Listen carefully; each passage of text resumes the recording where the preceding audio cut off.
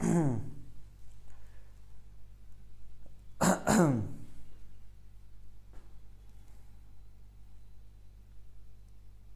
जी भैया, देख लेते हैं एक बार लाइव हो गए या नहीं। ठीक है, चलो एक बार चेक कर लेते हैं।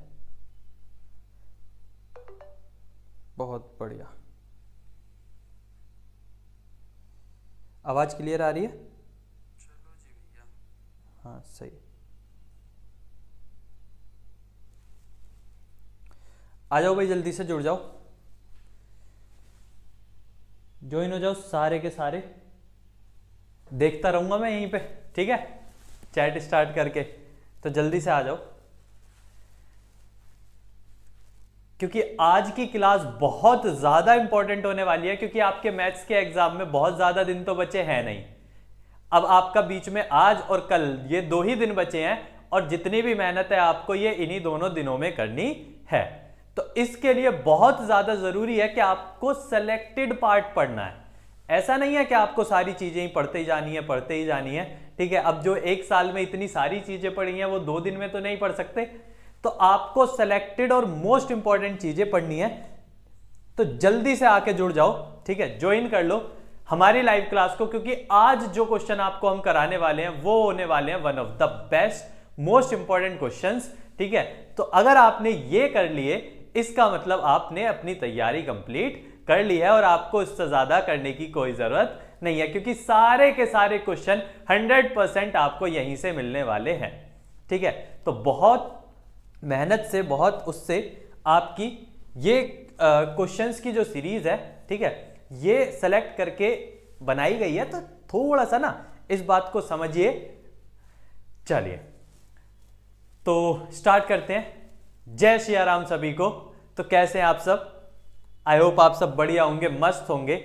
और इसी के साथ आज की क्लास में हम पढ़ने वाले हैं, ठीक है, आज के लाइव सेशन में हम स्टार्ट करने वाले हैं मैथ्स के 5 नंबर के क्वेश्चंस में से। यानी 5 नंबर के क्वेश्चन आपके किस किस चैप्टर से आ सकते हैं, प्लस किस किस चैप्टर से आ सकते हैं के साथ क्या क्या टॉपिक्स हैं और क्या क्या क्वेश्चंस हैं जो आपके उन पे से बन सकते हैं। तो यहां से हम अपनी आज की क्लास स्टार्ट करने वाले हैं। तो सबसे पहला आपका टॉपिक है या चैप्टर कह लो, तो सबसे पहला चैप्टर आता है रिलेशन एंड फंक्शंस। अब रिलेशन एंड फंक्शंस में बच्चों को बहुत प्रॉब्लम होती है, और बहुत प्रॉब्लम होने के साथ साथ यहां से लॉन्ग क्वेश्चन बनने के चांसेस भी बहुत ज्यादा होते हैं। तो उन्हीं लॉन्ग क्वेश्चंस को चलो एक बार डिस्कस कर लेते हैं साथ में मिलके, कि उन्हीं लॉन्ग क्वेश्चंस को आपको किस तरह करना है और किस तरीके से आप इन्हें सॉल्व करेंगे। तो पहला क्वेश्चन क्या दिया हुआ है? Show that the relation R in the set A. कोई सेट ए है जिसमें 1 से लेकर 12 तक के एलिमेंट है, ठीक है, ये रिलेशन इसी सेट ए में डिफाइंड है। अब कह रहा है रिलेशन क्या है कि ए कॉमा बी का एक रिलेशन है, यानी ए और बी 2 एलिमेंट्स हैं, वो दोनों मिलके एक रिलेशन बनाते हैं, और रिलेशन बनाते हैं modulus A minus B is divisible by 4। यानी यहां रिलेशन क्या बनता है? तो यहां रिलेशन बनके तैयार हो जाता है कि जो मॉड्यूलस है ए माइनस बी का वो किससे डिविजिबल होगा? 4 से। अब इसी रिलेशन को अगर हमें करना है तो कैसा करेंगे? चलिए, अगर इस क्वेश्चन को, ये क्वेश्चन एग्जाम में आ जाता है और आपको इस क्वेश्चन को करना है तो आप किस तरीके से करेंगे? तो क्वेश्चन क्या है कि एक सेट ए है जिसमें 1 से लेकर 12 तक के सारे एलिमेंट्स हैं, और एक रिलेशन है ए और बी एलिमेंट्स के साथ, और रिलेशन है modulus A minus B is divisible by 4। तो रिलेशन क्या दिया हुआ है? Modulus A minus B is divisible by 4। तो अब अगर इसकी बात करें, ठीक है, इस क्वेश्चन की बात करें, तो क्वेश्चन में कहा है कि आपको शो करना है कि ये एक इक्विवेलेंस रिलेशन है। तो इक्विवेलेंस रिलेशन शो करने के लिए सबसे पहली चीज जो आपको शो करनी पड़ती है वो है रिफ्लेक्सिव। तो आप इस क्वेश्चन को रिफ्लेक्सिव कैसे करेंगे? जबकि आपको पता है कि जो सेट जो भी आप लोगे, चाहे ए लो चाहे बी लो, वो किस सेट के अंदर मौजूद होगा, ए के अंदर। तो इसका मतलब यहां आप लिखेंगे जो मैं एलिमेंट ए लेने वाला हूं वो मुझे किस सेट के अंदर से है, ए के अंदर से। यानी जो एलिमेंट मैं ए लेने वाला हूं वो किस सेट के अंदर से मिलेगा मुझे, सेट ए के अंदर से। अब रिफ्लेक्सिव की कंडीशन क्या होती है कि ए कॉमा ए रिलेशन में होना चाहिए। क्या होना चाहिए, ए कॉमा ए किसके अंदर होना चाहिए, रिलेशन के अंदर। मतलब बी के प्लेस पर भी कौन होने चाहिए, ए होना चाहिए। तो यहां भी बी के प्लेस पर कौन आ जाएगा, ए आ जाएगा। तो ये हो जाएगा modulus A minus A is divisible by 4। ठीक है, तो यानी बी के प्लेस पर भी यहां पे कौन आ जाएगा, ए आ जाएगा। तो जब बी के प्लेस पर ए आ गया तो ये हो गया modulus A minus A is divisible by 4। अब अगर आप देखें तो यहां प्लस का ए और माइनस के कैंसिल हो जाएंगे, ये हो जाएगा 0, 0 is divisible by 4, 0 is divisible by 4। अब बात करें अगर 0 इज डिविजिबल बाई 4 की, तो यह बिल्कुल सच बात है कि एक्चुअल में 0 4 की डिविजिबल होती है। तो यानी आप कह सकते हैं कि यह क्या है, ट्रू है।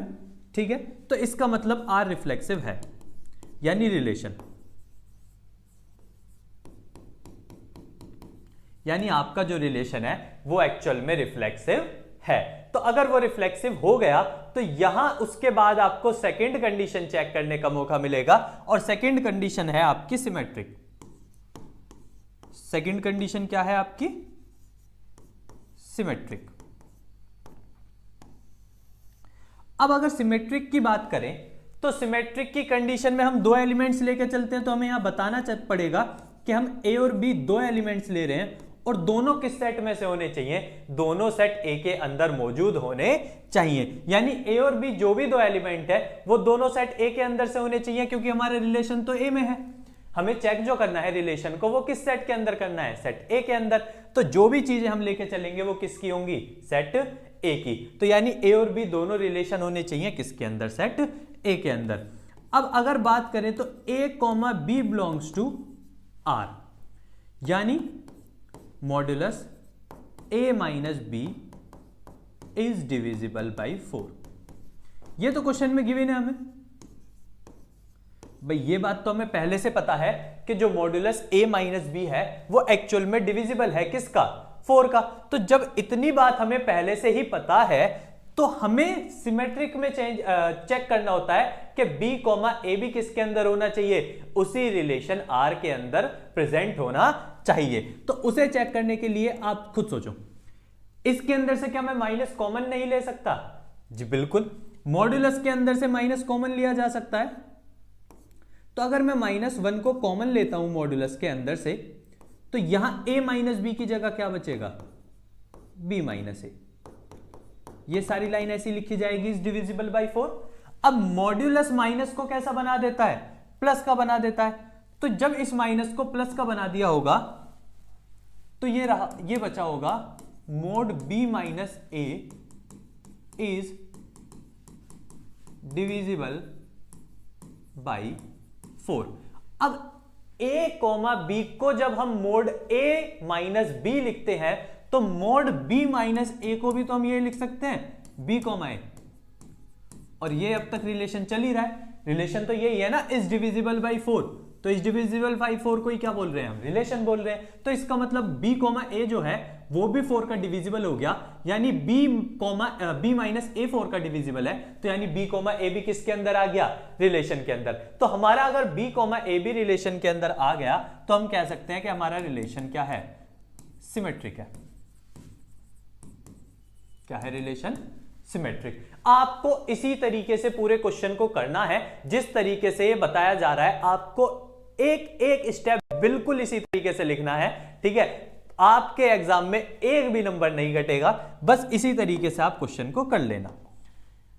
ट्रांजिटिव के लिए क्या होता है, अगर आपको कंडीशन कभी भी ट्रांजिटिव की चेक करनी है तो आपको पता है a कोमा बी किसके अंदर होना चाहिए, रिलेशन r के अंदर, और वो ऑलरेडी आपको डिफाइंड है, mod a minus B is divisible by 4।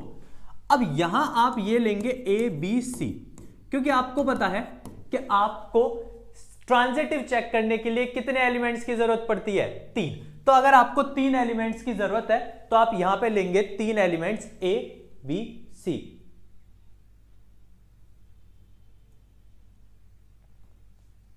ठीक है, 1 मिनट देना जरा, 1 मिनट, 1 मिनट देना आप।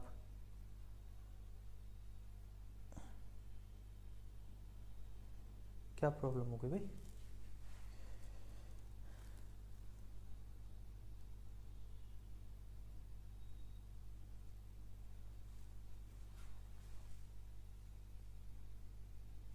एक मिनट देना आप।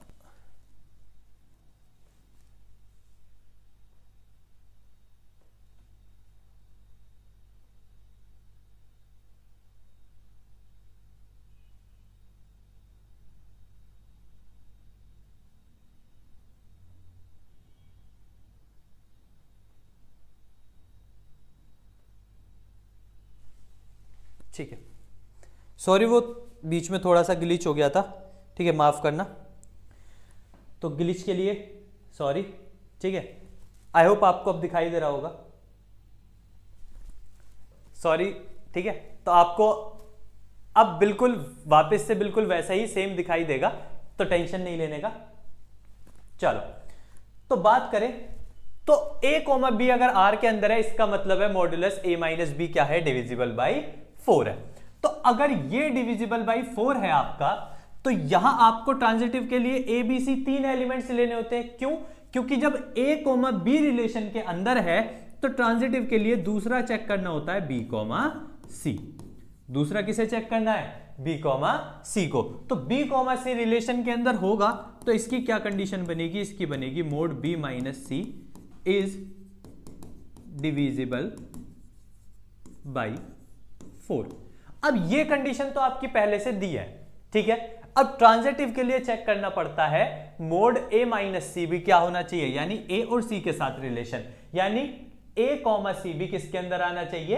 रिलेशन के अंदर। तो a कॉमा सी रिलेशन के अंदर आए, उसके लिए क्या करते हैं, हमें पता है मोड a माइनस बी जो है वो 4 का डिविजिबल है। क्या है? 4 का डिविजिबल, यानी उसके अंदर कहीं ना कहीं 4 आ रहा होगा। उसी तरीके से हमें पता है मोड b माइनस सी 4 का डिविजिबल है, यानी उसके अंदर भी कहीं ना कहीं 4 आ रहा होगा। मॉड्यूलस हटाएंगे तो उधर प्लस माइनस हो जाएगा,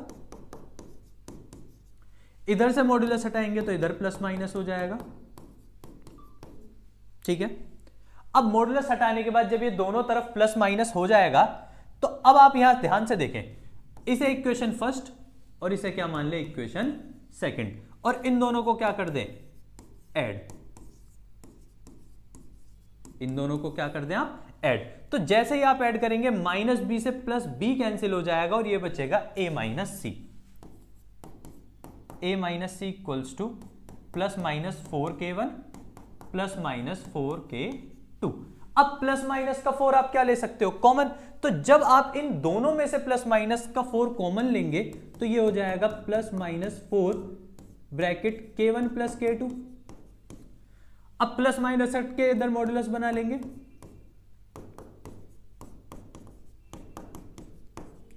अब अगर आप ध्यान से देखो तो मॉड्यूलस a माइनस सी भी किसका मल्टीपल हो गया? 4 का। अगर वो 4 का मल्टीपल हो गया, इसका मतलब उसे 4 से डिवाइड भी किया जा सकता है, यानी वो 4 से डिवाइड भी हो सकता है। तो हो सकता है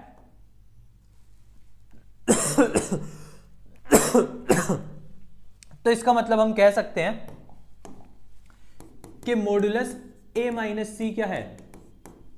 डिविजिबल बाई 4 है। तो जो हमारा मॉड्यूलस a माइनस बी है, a माइनस सी है, वो भी एक्चुअल में क्या आ गया निकल के? Divisible by 4। तो अगर वो भी 4 का डिविजिबल हो गया, इसका मतलब ट्रांजिटिव हो गया, क्योंकि हमें a कोमा सी के लिए तो चेक करना था और a कोमा सी आ गया। तो इसका मतलब आप कह सकते हैं कि रिलेशन जो है वो ट्रांजिटिव भी है। अब अगर पूरे क्वेश्चन को देखा जाए तो रिलेशन सिमेट्रिक भी था, ट्रांजिटिव भी है, और इससे पहले रिलेशन आपका रिफ्लेक्सिव भी हो गया। तो यानी आपका रिलेशन तीनों हो गए, रिफ्लेक्सिव, सिमेट्रिक, ट्रांजिटिव। और रिफ्लेक्सिव, सिमेट्रिक, ट्रांजिटिव अगर तीनों हो गए तो इसका मतलब आप कह सकते हो कि ये एक कैसा है, it is an equivalence relation. और आपको यही शो करना था कि एक्चुअल में ये जो रिलेशन है ये किस टाइप का रिलेशन है, ये इक्विवेलेंस टाइप का रिलेशन है। इस तरीके से आप इस पूरे क्वेश्चन को कंप्लीट कर सकते हैं।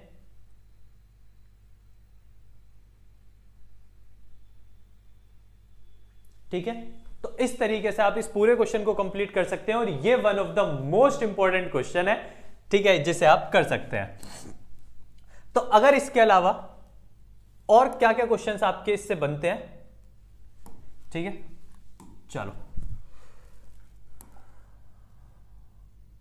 देखो, एक क्वेश्चन आपका ये एग्जाम में जरूर पूछा जा सकता है और आपने देखा भी होगा, बहुत जगह इस क्वेश्चन को देखा होगा कि सेट ए के अंदर 1 से लेके 9 तक एलिमेंट है और एक रिलेशन बना a, b का रिलेशन किसके साथ बना, c, d, यानी पूरे पेयर a, b का रिलेशन क्या बन गया, किसके साथ, पूरे पेयर c, d के साथ। और रिलेशन क्या बना कि a प्लस d, यानी पहले और लास्ट वाले का जो सम होगा वो हमेशा बराबर होगा b प्लस c के। अब ये आपके सारे ना 5 मार्क्स क्वेश्चन है। अब 5 नंबर के क्वेश्चन में देखो इतना तो आपको करना ही पड़ेगा, इतना छोटा और इतना सिंपल क्वेश्चन तो वो आपको नहीं देंगे हर चैप्टर से, ठीक है। और रिलेशन तो वैसे भी लैंग्वेज बेस्ड चैप्टर है, तो यहां से जो भी क्वेश्चन आएगा उसमें आपको लिखना तो पड़ेगा।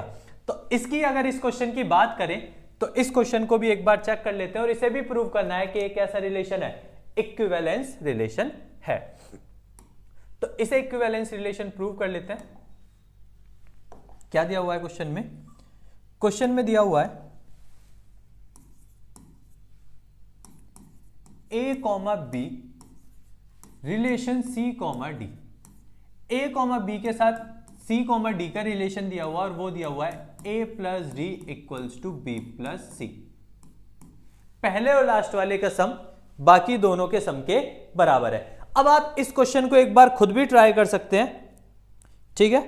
तो अगर आप इस क्वेश्चन को खुद से ट्राई करके देखें,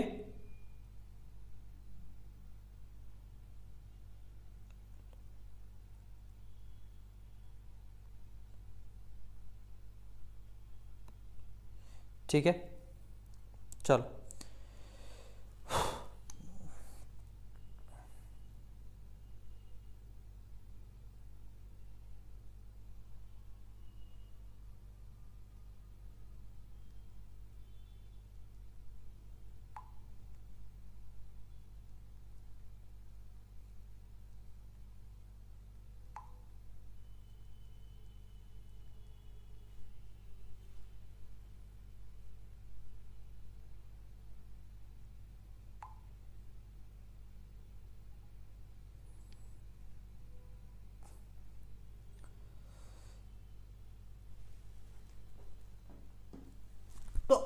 a plus D equals to B plus C अगर क्वेश्चन है तो इसे आप कैसे प्रूव करेंगे। तो इसमें भी आपको वही तीनों कंडीशंस प्रूव करनी है। सबसे पहले आपको चेक करना है इसे किसके लिए, रिफ्लेक्सिव के लिए। तो अगर बात करें रिफ्लेक्सिव चेक करने के लिए तो यहां आपको पूरे पेयर्स का रिलेशन दिया हुआ है। आप इस क्वेश्चन में सबसे ज्यादा गलती देखो कहां होती है, इस क्वेश्चन में सबसे ज्यादा गलती होती है इस a और b का रिलेशन एक दूसरे से नहीं दिया हुआ, ठीक है। बच्चे क्या समझते हैं कि a का रिलेशन किससे होता है हर बार, b से। जरूरी नहीं है कि एक एलिमेंट का रिलेशन ही दूसरे एलिमेंट से हो, कई बार, ठीक है, पूरे पेयर्स का रिलेशन भी दूसरे पेयर्स से बन जाता है। तो यहां ये क्वेश्चन क्या दे रहा है, तो यहां ये क्वेश्चन दे रहा है कि a, b का पूरे का रिलेशन किससे, c, d से। तो जब आप रिफ्लेक्सिव चेक करने जाएंगे तो a, b का रिलेशन a, b से चेक करेंगे। क्यों? क्योंकि आपको पता है रिफ्लेक्सिव चेक करने के लिए एलिमेंट सेम करते हैं, लेकिन यहां जब रिलेशन ही पेयर्स में है तो सेम भी आपको क्या करने पड़ेंगे, पेयर्स। तो यानी यहां a, b है तो यहां भी आपको क्या लेना पड़ेगा, a, b। इन्हीं पेयर्स को सेम करना पड़ेगा आपको। अब रिलेशन बना कैसे है कि पहले और लास्ट वाले का सम करना है, तो पहले और लास्ट वाले का सम क्या हो गया, a प्लस b। बीच वाले दोनों का सम करना है तो बीच वाले दोनों का सम क्या हुआ, b प्लस a। तो a प्लस बी हमेशा इक्वल होगा b प्लस a से, तो ये बात बिल्कुल ट्रू है। ठीक है, क्योंकि दोनों सेम एलिमेंट्स है, 2 + 3 का सम हमेशा बराबर होगा 3 + 2 से, ये कोई कहने की बात नहीं है। तो ये बात बिल्कुल सही है। तो अगर ये बात बिल्कुल सही है तो रिलेशन कैसा हो जाएगा हमारा? रिफ्लेक्सिव। रिलेशन कैसा हो जाएगा? रिफ्लेक्सिव। तो यहां इन पेयर्स का जो रिलेशन है वो रिफ्लेक्सिव हो जाएगा। अब अगर बात करें तो सेकंड आपको क्या पॉइंट चेक करना है?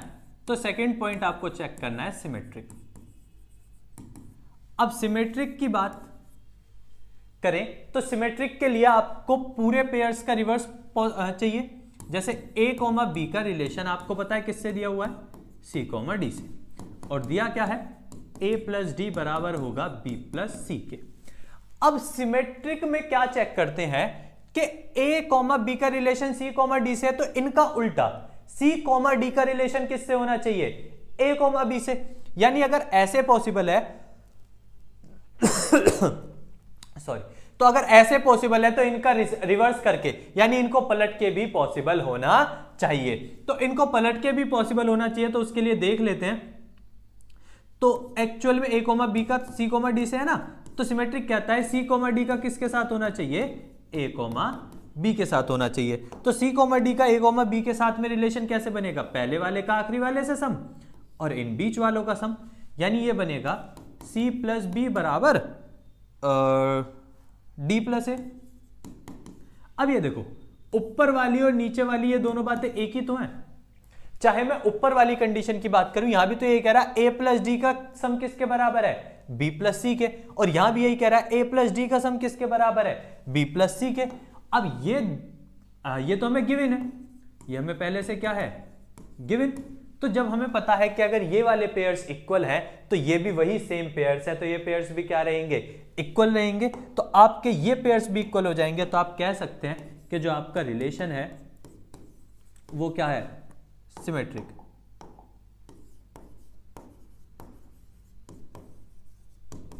यानी आपका जो ये वाला रिलेशन है, ये वाला रिलेशन क्या बन जाता है? सिमेट्रिक बन जाता है। तो अब अगर ये सिमेट्रिक हो गया तो आपको ये ट्रांजिटिव चेक करना है। थर्ड पॉइंट, अब ट्रांजिटिव चेक करने के लिए आपको 3 एलिमेंट्स, 3 पेयर्स चाहिएंगे। ठीक है, यहां तो एलिमेंट्स की बात ही नहीं है, यहां तो पूरे पेयर्स की बात हो रही है। तो 3 पेयर्स कैसे चाहिएंगे? a, b का रिलेशन किसके साथ? c, d के साथ, और वो रिलेशन क्या बनेगा? दिया हुआ था पहले ही, a + d बराबर b + c। अब जो यहां पेयर है वही सेम पेयर आपको यहां लेना है।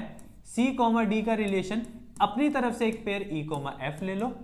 तो e, f लेंगे तो c का सम f के साथ बराबर d का सम e के साथ। अब इन दोनों कंडीशंस को आपस में ऐड कर लो। देखो, जब रिलेशन बीच में एडिशन का है तो आप भी काम यही करना कि जब ट्रांजिटिव में आपको दोनों कंडीशन आए तो उन्हें क्या कर लेना? ऐड। लेकिन अगर रिलेशन दोनों के बीच मल्टीप्लाई का होता, जैसे आपने एक क्वेश्चन देखा होगा AD = BC, उसमें रिलेशन बिल्कुल इसी तरीके का क्वेश्चन है, उनमें रिलेशन जो है वो मल्टीप्लाई का है। तो वहां पे भी आप जब ट्रांजिटिव की कंडीशन में आओगे तो आपस में इनकी क्या करोगे? मल्टीप्लाई। लेकिन यहां एडिशन का रिलेशन है तो आपस में क्या करोगे? इन्हें ऐड। तो अगर इन्हें ऐड किया जाएगा तो ये हो जाएंगे a + d + c + f, और इधर की कंडीशंस अगर ऐड होंगी तो ये b + c + d + e, d से d कट जाएगा, c से c कट जाएगा, तो ये a + f बराबर b + e आ जाएगा। और जब इसे पेयर्स में कन्वर्ट किया जाएगा तो ये पेयर्स में बनेगा a, b relation e, f।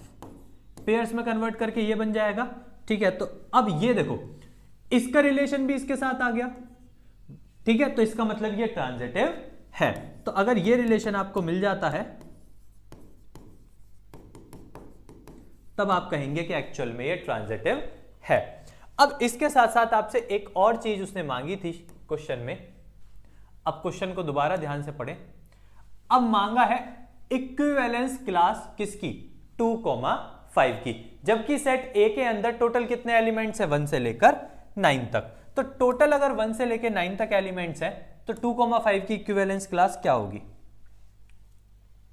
तो उसने हमें एक पेयर 2, 5 दिया है ना। सेट A है जिसमें 1 से 9 तक है और हमसे इक्विवेलेंस क्लास मांगी है 2, हमने सी कॉमा डी लिया, ठीक है। अब रिलेशन इस तरीके से, भाई सी कॉमा डी वही होगा जब इन दोनों का सम इन दोनों के बराबर बैठ जाएगा, तो इसका सम और इसका सम, इसका सम और इसका सम बराबर बैठना चाहिए, यानी 2 प्लस डी बराबर होना चाहिए 5 प्लस सी के। अब कुछ वैल्यू इस तरीके से पुट करके हमें पेयर्स देखने हैं। अब मैं अगर यहां 3 रखता हूं तो सी की वैल्यू नहीं जस्टिफाई होगी। देखो मिनिमम में सी की वैल्यू क्या ले सकता हूं यहां से 1। सेट ए में मिनिमम वैल्यू क्या है सी की 1। तो अगर मैं सी की वैल्यू को, इफ सी को अगर मैं 1 रखता हूं तो दोनों को बैलेंस करने के लिए मुझे डी को 4 रखना पड़ेगा। क्या रखना पड़ेगा? डी को 4। अगर मैं सी को 2 रखता हूं तो मुझे डी को क्या रखना पड़ेगा? 5 2 7। सी को अगर 2 रखा जाएगा तो डी को क्या रखना पड़ेगा? 5 रखना पड़ेगा। अगर सी को 3 रखा जाएगा तो मुझे डी को बैलेंस करने के लिए क्या रखना पड़ेगा? 6 रखना पड़ेगा। सी को 4 रखा जाएगा तो डी को 7 रखना पड़ेगा, और सी को 5 रखा जाएगा तो डी को 8 रखना पड़ेगा, और सी को 6 रखा जाएगा तो डी को कितना रखना पड़ेगा? 9। यानी ये सारे पेयर सी और डी के बन सकते हैं। एक पेयर 2,5 बन सकता है। एक इक्विवेलेंस क्लास ये हो जाएगी, एक ये हो जाएगी, एक ये हो जाएगी, एक ये हो जाएगी, और एक ये हो जाएगी। इस तरीके से आप उसकी इक्विवेलेंस क्लास देख सकते हैं, चेक कर सकते हैं कि क्या क्या वैल्यू पुट करके आपकी ये कंडीशन जस्टिफाई होती है। जिस जिस रिलेशन के लिए ये कंडीशन जस्टिफाई होगी आप उन सारे रिलेशंस को ले सकते हैं। तो इस तरीके से आपका ये क्वेश्चन था जिसमें आपको फिर से वही काम करना था, इक्विवेलेंस रिलेशन ही चेक करना था। तो 5 नंबर में रिलेशन के कुछ इस टाइप से क्वेश्चन बनते हैं। अब अगर बात करें मैट्रिक्स और डिटर्मिनेंट की, तो मैट्रिक्स और डिटर्मिनेंट में कुछ इस टाइप्स के क्वेश्चन ज्यादा बनते हैं, ठीक है। हाँ जी बढ़ाना जी, क्या हालचाल हैं पाठक और सक्षम, कैसे हो? पाठक जी तो लगता है गायब ही हो गए। पाठक जी कहाँ चले गए? उज्जवल और उज्जवल सब बढ़िया? अरे उज्जवल क्वेश्चंस कर लिए ना कर लिए ये तो बता दे। जो क्वेश्चंस दिए थे वो किए हैं या नहीं किए हैं अभी तक? देखो बढ़ाना जी भी आकर चले गए क्या? चलो बढ़िया है।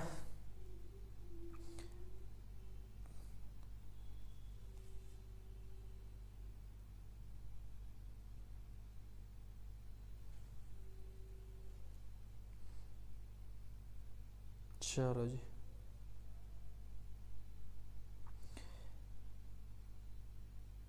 तो इन सारी चीजों के बाद चलो अब बात करें अगर मैट्रिक्स और डिटरमिनेंट के क्वेश्चंस की, तो आपको देखो सबसे ज्यादा प्रैक्टिस भी आपने इसी तरीके के क्वेश्चंस की होगी, और इसी तरीके का क्वेश्चन आपका आ सकता है, या कह सकते हैं कि इसी तरीके का क्वेश्चन आपके आते हैं। तो जनरली सबसे ज्यादा इसी तरीके के क्वेश्चन आपके मैट्रिक्स और डिटरमिनेंट से पूछे जाते हैं। अब मैट्रिक्स और डिटरमिनेंट से जब इसी तरीके के क्वेश्चन सबसे ज्यादा पूछे जाते हैं, तो चलिए एक बार मैट्रिक्स और डिटरमिनेंट के इन क्वेश्चंस को भी आपके साथ डिस्कस कर लेते हैं कि इन्हें कैसे किया जाता है। अब क्वेश्चन है find the product A B, यानी ए और बी दो मैट्रिक्स दे रखी हैं, आपको पहले क्या फाइंड करना है? उनका product A B, and use it to solve the equation, और फिर उस प्रोडक्ट को यूज करना है, ठीक है, उस प्रोडक्ट को यूज करना है इन इक्वेशंस को सॉल्व करने के लिए। तो चलो पहले इन दोनों का प्रोडक्ट करके देखते हैं आखिर इन दोनों का प्रोडक्ट क्या बनता है। तो इन दोनों का प्रोडक्ट करने के लिए उठा लो भैया दोनों मैट्रिक्स को। हमें पहले क्वेश्चन जो दिया है मैट्रिक्स और डिटरमिनेंट में, हमें सबसे पहले ए बी उनका प्रोडक्ट फाइंड करना है। किस किस का? मैट्रिक्स ए का और मैट्रिक्स बी का। तो मैट्रिक्स ए और मैट्रिक्स बी के प्रोडक्ट फाइंड करने के लिए दोनों मैट्रिक्स ले लो आप। अगर आप मैट्रिक्स ए को लेते हैं तो ये दी हुई है 1 -1 0 2 3 4, 1 -1 0 2 3 4 और मैट्रिक्स ए में दिए हैं 0 1 2, ठीक है। 2 2 -4, अब बी में दिया हुआ है 2 2 -4। बताओ जरा इन दोनों का प्रोडक्ट क्या बनेगा, जल्दी करके बताओ। ठीक है, मैट्रिक्स में लिख रहा हूं -4 2 -4 2 -1 -4 2 -4 2 -1 5, यही थी ना। -4 2 -4 2 -1 5 2 -1 5। चलो भाई लग जाओ भाई खिलाड़ियों, इन दोनों की मैट्रिक्स का प्रोडक्ट करके बताओ, इन दोनों मैट्रिक्स का प्रोडक्ट आखिर क्या बन रहा है। जल्दी से इन दोनों मैट्रिक्स का प्रोडक्ट कर लो, ठीक है। अब अगर इन दोनों मैट्रिक्स का प्रोडक्ट करोगे आप, तो प्रोडक्ट कैसे होता है कि भाई रो की मल्टीप्लाई किस में की जाती है, कॉलम्स में की जाती है। तो जब रो की मल्टीप्लाई कॉलम्स में की जाती है तो प्रोडक्ट क्या बनेगा, पहली रो को पहले कॉलम के साथ कर ले तो 2 + 4 क्या बन रहा है 6, 0 0 0 6 0 0 0 6 कर लेना, ये बनेगी, ठीक है। अच्छे से दोनों मैट्रिक्स की मल्टीप्लाई कर लेना आप। जब आप दोनों मैट्रिक्स की मल्टीप्लाई कर लेंगे तो जो आपका फाइनल आंसर आएगा वो कुछ इस तरीके से आएगा। अब अगर आप इसमें से 6 कॉमन ले लेते हैं तो ये बचेगी आइडेंटिटी मैट्रिक्स 1 0 0 0 1 0 0 0 1। यानी एक्चुअल में ए और बी की जो मल्टीप्लाई है वो 6 टाइम्स आ रही है किसकी, आइडेंटिटी मैट्रिक्स की। 6 टाइम्स आ रही है वो किसकी, आइडेंटिटी मैट्रिक्स की। तो अब तरीका क्या है, जरा उसको बड़े प्यार से सुनना और बहुत प्यार से समझना कि किस तरीके से आप इस टाइप के क्वेश्चंस एक्चुअल में कर सकते हैं। तो तरीका यह है कि अगर दो मैट्रिक्स की मल्टीप्लाई आइडेंटिटी के बराबर आ जाती है, यह कंडीशन आपने पढ़ी भी होगी कि अगर दो मैट्रिक्स की मल्टीप्लाई आइडेंटिटी के बराबर आ जाती है तब हम उसमें एक मैट्रिक्स मानते हैं और दूसरा मानते हैं इनवर्स। यानी अगर ए मैट्रिक्स होगी तो जो बी होगा वो बी कहलाएगा ए का इनवर्स, वो बी क्या कहलाएगा, उस ए का इनवर्स। तो अगर ए मैट्रिक्स है तो जो बी है वो क्या हो जाएगा, ए इनवर्स हो जाएगा। अब आपको क्वेश्चन ने कहा है इक्वेशन सॉल्व करने के लिए, तो जब आपको क्वेश्चन इक्वेशन सॉल्व करने के लिए कह रहा है तो जरा ध्यान से देखते हैं। अगर आप इक्वेशंस को ध्यान से पढ़ो तो +1 -1 z नहीं है तो 0, +1 -1 0 बिल्कुल मैच कर रहा है। 2 3 4 2 3 4 बिल्कुल मैच कर रहा है। x नहीं है तो 0, y का कोफिशिएंट 1 है और यहां z का कोफिशिएंट 2। यानी ये जो इक्वेशंस दी हुई हैं ये इक्वेशंस एग्जैक्टली मैट्रिक्स ए से मैच करती हैं। तो अगर ये इक्वेशंस ए मैट्रिक्स से मैच कर रही हैं तो मतलब मुझे ये मैट्रिक्स ए यहां पे दी हुई है और मुझे जरूरत पड़ेगा ए इनवर्स की, ठीक है। मुझे मैट्रिक्स ए यहां पे दी हुई है, मुझे जरूरत पड़ेगी किसकी, ए इनवर्स की। क्यों, क्योंकि आपने इक्वेशन सॉल्व करनी सीखी होंगी। तो हम इक्वेशंस कैसे सॉल्व करते थे, तो हम एक्चुअल में इक्वेशन सॉल्व करते हैं कि अगर हमें मैट्रिक्स x चाहिए तो हम लेते हैं ए इनवर्स b। अब b तो यहां पहले से एक मैट्रिक्स ले रखा था तो यहां ले लेते हैं ए इनवर्स c। अब ए इनवर्स तो मैंने अभी अभी बताया ना, देखो ए इनवर्स क्या हो जाएगा, एक्चुअल में ए इनवर्स हो जाएगा आपका b को ही आप क्या कहोगे, ए इनवर्स। तो एक्चुअल में यहाँ ए इनवर्स की जगह क्या आ जाएगा, 1/6 टाइम्स ऑफ b। अब ये 1/6 क्यों आया, क्योंकि यहाँ पे 6 भी तो था भाई, ये भी तो बचता। तो ये जो 6 है ये क्या हो जाएगा 1/6। तो 1/6 b और b की मल्टीप्लाई किससे, c से। अब b तो ये ऊपर लिखी हुई है ऑलरेडी, 2 2 -4 -4 2 -4 2 -1 5। अब अगर मैट्रिक्स C की बात करें तो मैट्रिक्स C वो होगी जो इक्वल्स 2 में बनेगी, जो भी एलिमेंट्स आपके इक्वल्स 2 में दे रखे होंगे। जैसे यहाँ पे 3 है, 17 है और 7 है, तो ये जो तीनों एलिमेंट्स है ये मिलकर आपके क्या बनाएंगे, मैट्रिक्स C। तो आपकी मैट्रिक्स C यहां से आ गई 3 17 7 3 17 7। अब इन दोनों की मल्टीप्लाई करके जब आप उन्हें 6 से डिवाइड करोगे तब आपके पास जाके आपकी क्या आ जाएंगी XYZ की वैल्यू। तो XYZ की वैल्यू निकालना बहुत ज्यादा मुश्किल नहीं है। तो इस तरीके से आप इस पूरे को सॉल्व करके यहां से आपको जो भी आंसर बनेगा तब आपको मिलेंगी XYZ की वैल्यूज। अगर आप करना चाहते हैं तो कर सकते हैं। 3 2 6 हो जाएगा, 34 हो जाएगा और ये हो जाएगा 28। तो 34 में से 28 गए तो 6 बचे और 6 ऑलरेडी क्या हो गए 12। तो ये हो गया 1/6, पहला एलिमेंट 12 हो गया। इनकी मल्टीप्लाई करेंगे तो माइनस के 12 प्लस के 34 और माइनस के 28। तो माइनस के 28 और 34 6 हो गए और ये माइनस के 12 थे तो माइनस के 6 बचेंगे। इसकी मल्टीप्लाई जब इस रो की इस कॉलम में करेंगे तो क्या बनेगा 6 माइनस 17 प्लस 35 में से 17 जाएंगे तो 18 में 6 24। अब फिर आप अगर उन्हें 6 से डिवाइड करेंगे तो x की वैल्यू 2 आ रही है। इसे जब आप 6 से डिवाइड करेंगे तो y की वैल्यू -1 आ रही है और इसे जब आप 6 से डिवाइड करेंगे तो z की वैल्यू 4 आ रही है। और यही आपको चाहिए थे x, y, z। इस तरीके से आप इक्वेशन सॉल्व करके उन्हें बता सकते हो। तो प्रोडक्ट वाले क्वेश्चन में क्या फायदा होता है, इसमें एक बेनिफिट होता है कि आपको इनवर्स निकालना नहीं पड़ता, क्योंकि अगर उन दोनों की मल्टीप्लाई आइडेंटिटी के बराबर है ना तो एक इनवर्स आपको डायरेक्टली मिल जाता है। तो ऐसे क्वेश्चंस में आपको इनवर्स निकालना नहीं पड़ता, यहां से आपको डायरेक्ट इनवर्स मिल जाता है, जिसे वहां पुट करके आप आसानी से क्या निकाल सकते हो, इक्वेशंस को सॉल्व कर सकते हो और XYZ की वैल्यू निकाल सकते हो। वरना आपको पूरा प्रोसेस करना पड़ता, कोफैक्टर्स निकालने पड़ते, डिटरमिनेंट निकालना पड़ता, एडजॉइंट बनाना पड़ता, फिर आप A इनवर्स का फॉर्मूला लगाते 1/डिटरमिनेंट A डॉट एडजॉइंट A, तब जाके कहीं आपको वो आंसर मिलता। यानी जिस क्वेश्चन की मैं अभी बात कर रहा हूं ना, जो पूरा सॉल्व करना पड़ता, वही आपको नेक्स्ट क्वेश्चन दिया हुआ है, वही आपको नेक्स्ट क्वेश्चन दिया हुआ है। 4 और 5 दोनों क्वेश्चन सेम है, ठीक है। ये गलती से सेम हो गए थे, मैं एक ही डाल रहा था। चलो, तो ये गलती से सेम हो गए, तो जल्दी से क्या करते हैं, जल्दी से पावर बढ़ाकर एक को मिटा देते हैं। कलर कलर कलर कौन सा कलर करते, ब्लैक एंड वाइट। चलो जी, तो एक्चुअल में ये क्वेश्चन है नहीं, ये एक ही क्वेश्चन है, दोनों सेम ही क्वेश्चन। चलो, गायब कर देते हैं। इतने आप ऊपर वाला क्वेश्चन पढ़ के कीजिए।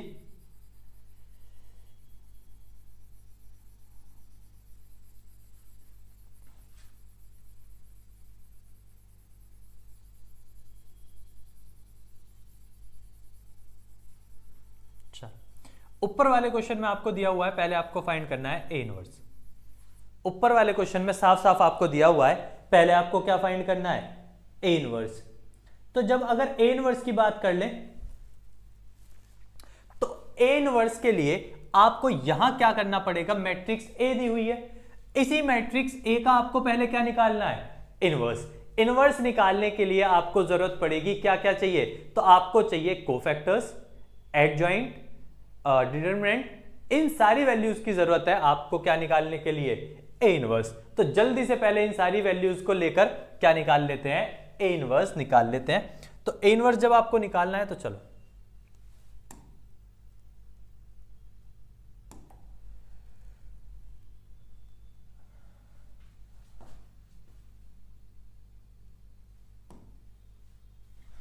अच्छा पहले इसे क्लोज कर लेते हैं, चलो ठीक है। तो A इनवर्स निकालने के लिए वहां से देख लेते हैं, A की वैल्यू है 231 माइनस 321,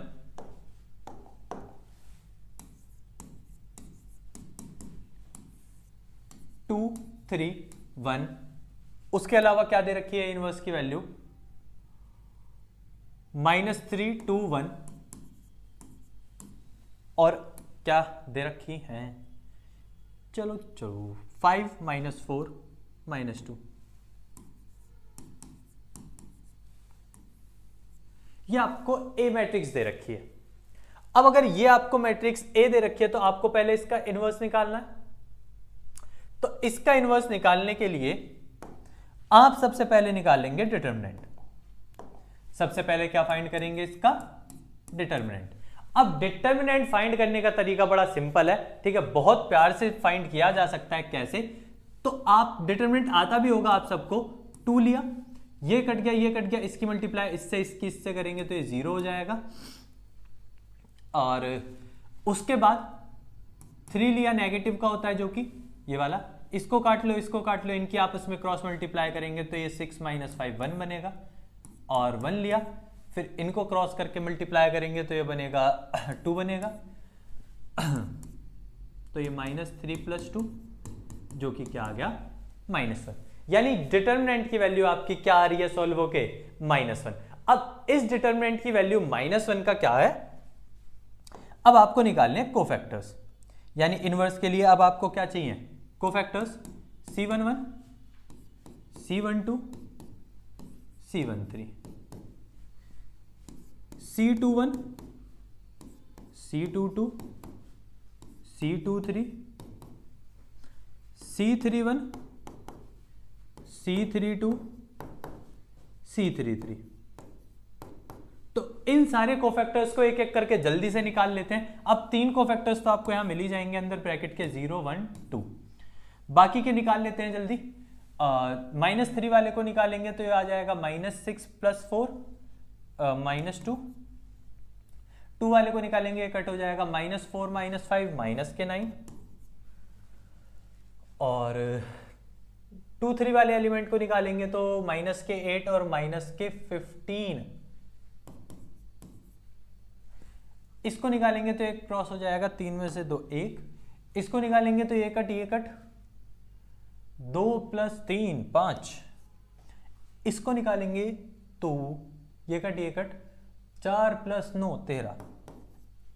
अब इन चारों के साइन बदल जाते हैं ना, ये वाली जो 4 प्लेसेस हैं इनके क्या बदल जाते हैं, साइन। तो ये प्लस हो जाएगा, ये माइनस हो जाएगा, ये प्लस हो जाएगा और ये माइनस। इस तरीके से आप कोफैक्टर्स निकाल लोगे। अब कोफैक्टर्स निकालने के बाद आप कोफैक्टर मैट्रिक्स बना लो।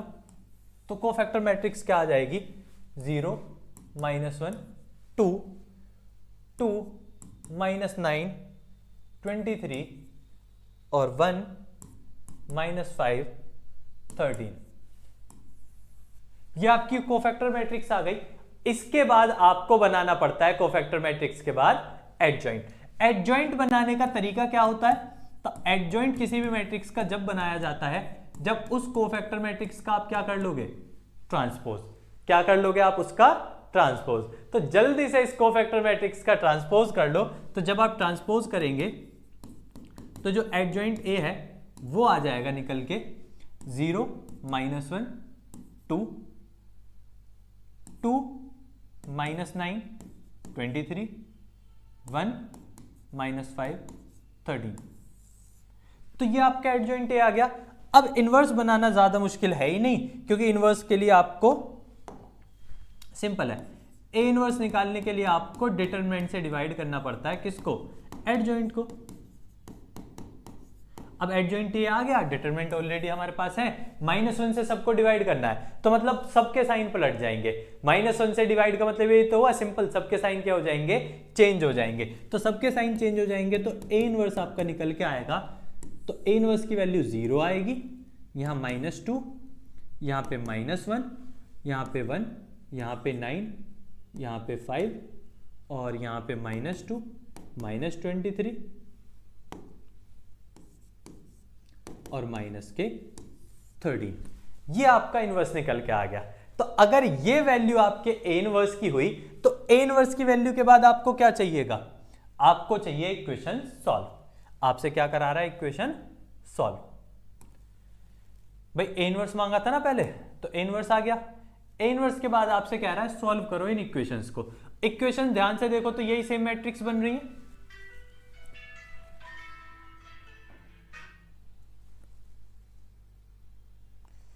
एक मिनट। तो अगर ध्यान से देखा जाए तो यही सेम मैट्रिक्स बन रही है।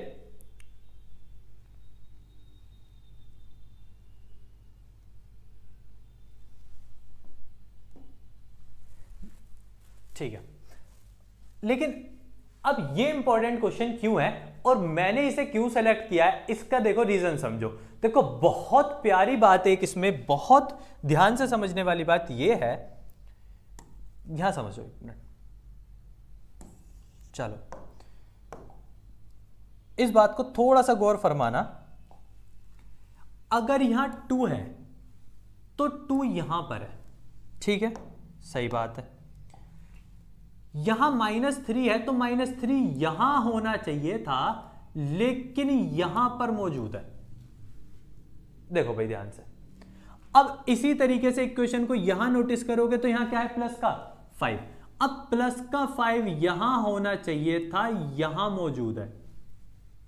यानी अगर आप देखो तो सारे एलिमेंट्स अपने प्लेस पर नहीं है, ये अपने ट्रांसपोज प्लेस पर है। यानी जब ट्रांसपोज होके जिस जगह जाते हैं ये उस जगह मौजूद है। यानी यहां खेल क्या है, जो इक्वेशन है ना वो ए का ट्रांसपोज है। यानी जब आप इन इक्वेशंस से मैट्रिक्स बनाओगे तो वो क्या निकल के आएगी, ए का ट्रांसपोज। क्या बनेगी वो, ए का ट्रांसपोज। अब क्या ए ट्रांसपोज का हम फिर से इनवर्स निकालेंगे, देखो नहीं। इसी बात को बड़े सिंपल तरीके से समझो भाई। आपने एक चीज को समझा कि हमने ए से क्या बनाया, ए इनवर्स। भाई अभी अभी हमने बनाया ना कि ए थी वैल्यू, उस ए से क्या बना लिया, ए इनवर्स बना लिया, ठीक है। तो जब ए से ए इनवर्स बना लिया तो दोनों तरफ अगर मैं ट्रांसपोज कर दूंगा तो यहां पे ए ट्रांसपोज हो जाएगा और यहां पे ए इनवर्स का ट्रांसपोज। तो मतलब क्या है कहने का, तो मतलब यह है कि जब ए से ए इनवर्स बन रहा है, ए से क्या बन रहा है, ए इनवर्स, तो ए ट्रांसपोज का इनवर्स बन जाएगा। ट्रांसपोज अंदर ले आओ और इनवर्स, तो ए इनवर्स का ट्रांसपोज कर लो तो एक्चुअल में उसका इनवर्स आ जाएगा। जब ए से ए इनवर्स बन रहा है तो ट्रांसपोज करने से ही उनके इनवर्स भी बन जाएंगे। तो मतलब अगर इक्वेशन यहां से ए ट्रांसपोज बन रही है तो मुझे जो इनवर्स मैंने निकाला है ना, मुझे उसका भी क्या करना पड़ेगा, ट्रांसपोज। अगर मैं क्वेश्चन को कंप्लीट तरीके से सही करना चाहता हूं तो मुझे उसका क्या करना पड़ेगा, ट्रांसपोज। तो जब इक्वेशंस ना ट्रांसपोज प्लेस पर हो तो घबराना मत, बस जो इनवर्स आपने निकाला है उसका क्या कर देना, ट्रांसपोज कर देना, बस इतना है। सिंपल शब्दों में इतना है कि जो इक्वेशन आपने निकाली है उसका ट्रांसपोज हो जाएगा। तो ये आपने ए इनवर्स निकाला है ना, तो जब आपको XYZ यानी इक्वेशन सॉल्व करने के लिए कहेगा तो क्योंकि वहां पे ट्रांसपोज था तो यहां पे भी ए इनवर्स का क्या कर लेना, ट्रांसपोज कर लेना और उसकी मल्टीप्लाई किससे कर लेना, बी से। ऐसे ही तो निकालते हो आप x, ठीक है। आप x निकालते थे ए इनवर्स इंटू बी से, बट यहां होगा ए इनवर्स का ट्रांसपोज क्योंकि इक्वेशन उल्टी थी हमारी। तो ए इनवर्स का ट्रांसपोज करने के लिए ए इनवर्स तो हमें दिया हुआ है, इसका ट्रांसपोज कर लो 0 -2 -1 195, 0 -2 -1 195 और 195 के अलावा -2 -23 और माइनस के 13। अब मैट्रिक्स बी की अगर बात करें तो मैट्रिक्स बी क्या होगी, तो मैट्रिक्स बी आपको क्या दी हुई है, मैट्रिक्स बी में तीनों एलिमेंट दिए हुए हैं 11 -5 -3, 11 -5 -3। इन दोनों के आपस में मल्टीप्लाई कर लो, आपको XYZ की वैल्यूज मिल जाएंगी। तो कर लो भाई मल्टीप्लाई आपस में। इसकी अगर आप इसमें करते हैं तो ये 11 ये -5 बनेगा प्लस का 6 जो कि 1 बनेगा। इसकी अगर आप इसमें मल्टीप्लाई करते हैं तो ये 2 और 3 बनने चाहिए। x की वैल्यू 1, चेक कर लेना एक बार, y की वैल्यू 2 और z की वैल्यू 3। अगर कोई एक आध वैल्यू चेंज आ रही हो तो लिख देना, कोई दिक्कत नहीं है, ठीक है। मेरे हिसाब से जनरली वैल्यू ऐसी बननी चाहिए, बाकी अगर नहीं बन रही है, ठीक है, मैंने कैलकुलेट नहीं किया है, तो अगर नहीं भी बन रही है तो उसे सही करके अपने आप लिख लेना आपको XYZ की वैल्यूज, ठीक है। चल, तो इस तरीके, इन दोनों तरीके के क्वेश्चंस मैट्रिक्स और डिटरमिनेंट में से 5 नंबर में लगने के चांसेस बहुत ज्यादा है। इसी तरीके का क्वेश्चन आपका उस चैप्टर से आ सकता है। अब आ जाओ भाई, असली खेल अब स्टार्ट होगा। अब अगर हम बात करें, अच्छा वैसे इसमें ट्रांसपोज करने की जरूरत नहीं पड़ेगी, अच्छा ये क्वेश्चन इसलिए डाला था, ठीक है। चलो ठीक है, यहां इक्वेशन देखो तो सीधी सीधी है, 2 2 की जगह है -3, -3 की जगह है, 5 की जगह 5 है, मतलब यहां ट्रांसपोज वाला खेल नहीं है। यहां सीधा जो A इनवर्स आपको मिलेगा उसी को आपको पुट करना है, उसका ट्रांसपोज नहीं करना। चलो अब समझ आया। अब मेन खेल आता है एप्लीकेशंस ऑफ इंटीग्रल्स का, क्योंकि अगर मैं बात करूं एप्लीकेशंस ऑफ इंटीग्रल्स की ना, तो सबसे ज्यादा दिक्कत आपको यही टॉपिक देता है। 5 नंबर में इसका मैंने देखा है जनरली इसका क्वेश्चन डाल देंगे। भाई देखो हमने 2 चैप्टर्स के 5 नंबर के डिस्कस कर लिए हैं ना, तीसरा चैप्टर जहां से 5 नंबर का क्वेश्चन डाला जा रहा है या देख रहे हैं कि बहुत ज्यादा पूछा जा रहा है, वो एप्लीकेशंस ऑफ इंटीग्रल्स ही है। और इसमें बहुत बच्चों को कहीं ना कहीं क्या होती है, प्रॉब्लम होती है कि इसके 5 नंबर के क्वेश्चन वो आसानी से कर नहीं पाते। ठीक है, तो चलो अब हम समझेंगे कि अगर हमें इस टाइप का क्वेश्चन दिया जाए एप्लीकेशंस ऑफ इंटीग्रल, मैंने सारे टाइप के क्वेश्चंस उठाए हैं, ठीक है, मैंने किसी भी क्वेश्चन को छोड़ा नहीं है, हर क्वेश्चन को उठा लिया है। तो बस आपको उसे प्यार से देखना और पढ़ना है कि आपको वो क्वेश्चन आता है या नहीं आता। नहीं आता तो सीख लो, आता है तो फिर कोई दिक्कत ही नहीं है। चलो तो एप्लीकेशंस ऑफ इंटीग्रल्स के क्वेश्चंस उठाते हैं, यानी क्वेश्चन नंबर 6 की बात करते हैं। तो क्वेश्चन नंबर 6 को बड़े ध्यान से पढ़ो, क्या लिखा हुआ है। तो क्वेश्चन नंबर 6 में लिखा हुआ है find the area of the region in first quadrant enclosed by X axis. ठीक है, किससे बंद है, एक्स एक्सिस से बंद है। और किस किस चीज से बंद है वो, तो वो और बंद है सर्कल की इक्वेशन से और एक लाइन से। तो जब वो इन सारी चीजों से बंद है तो पहले सबसे पहला काम आपका आता है ग्राफ बनाने का। ठीक है, क्या आप इसका ग्राफ कैसे बनाएंगे, तो जल्दी से आप बता सकते हैं कोई कैसे बनेगा इसका ग्राफ। चलो एक बार आप ग्राफ बना के ट्राई करने की कोशिश कीजिए।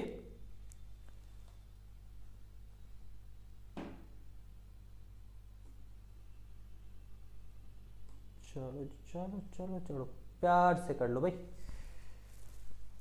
मजे से पढ़ लो बस आराम से, ठीक है, शांति रख के। चलो जिस राह पे है घर तेरा, ठीक है, तो जिस भी राह पे है उसका घर उससे बोलो 9 तारीख के बाद आऊंगा, अभी मैथ का पेपर है। ठीक है, उस राह पे जाने की जरूरत नहीं है, उसको बोलो मैथ का पेपर दे के आऊंगा। अब हम बात कर रहे थे क्वेश्चन नंबर 6 की। हमें एरिया चाहिए जो एनक्लोज्ड हो, किससे, पहला तो एक्स एक्सिस से, दूसरा वो एनक्लोज्ड हो लाइन से x इक्वल्स टू √3y, और तीसरा एनक्लोज्ड हो वो सर्कल से जिसकी इक्वेशन आपको क्या दी हुई है, x² + y² इक्वल्स टू 4। ये 3 चीजें आपको दी हुई हैं।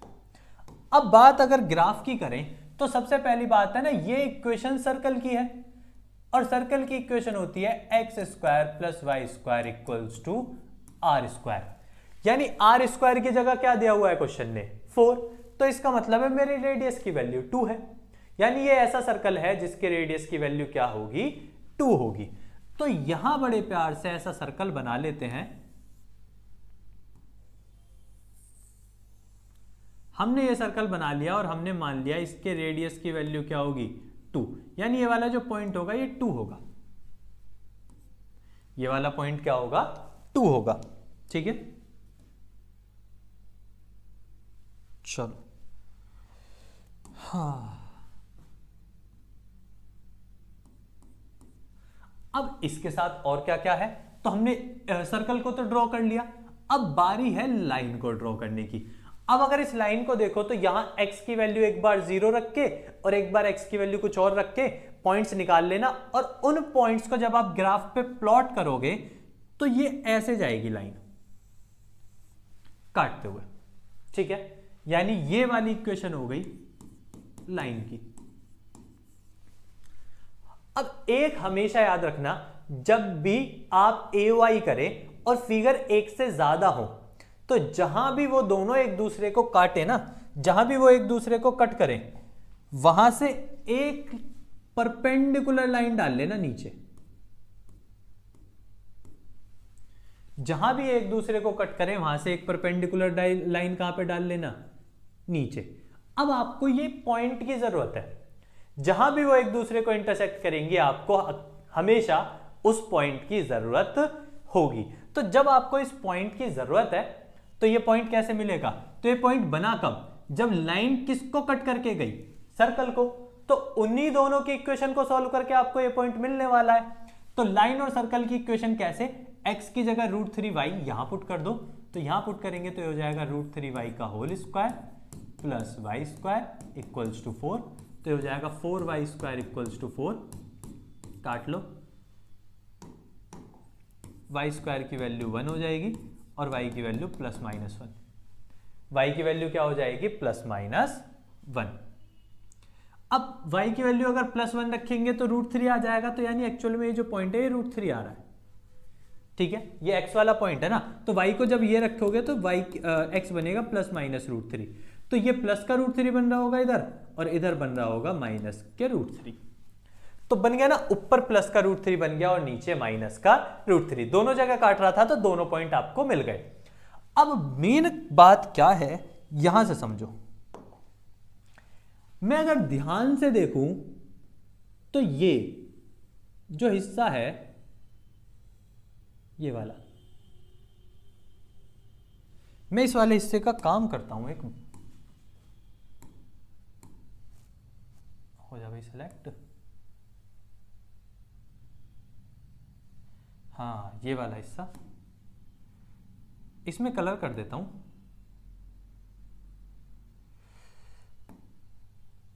चलो दिखाई दे रहा है, चलो। तो ये वाला जो हिस्सा है, ये ट्राइंगल वाला हिस्सा, अगर आप इसे ध्यान से देखो तो ये लाइन ने ही तो बनाया है, ये इस वाली लाइन ने ही तो बनाया है भाई, इसी वाली लाइन का तो ये हिस्सा है। तो अगर ये हिस्सा लाइन का है तो इसका मतलब है इस पॉइंट से इस पॉइंट तक एरिया इसी लाइन ने निकाला होगा। जब ये हिस्सा लाइन का है यानी लाइन के अंडर आ रहा है, तो इसका मतलब है यहां से यहां तक का एरिया भी किसने निकाला होगा, लाइन ने। तो मतलब मेरा एक हिस्सा जो है, क्योंकि मुझे एरिया निकालना है, तो उस एरिया में जो एक हिस्सा है 0 से √3 तक का, वो मेरा किसने निकाला है, लाइन ने। किसने निकाला है, लाइन ने। प्लस अब अगर आप आगे ध्यान दें तो ये वाला जो हिस्सा है बाकी का बच गया,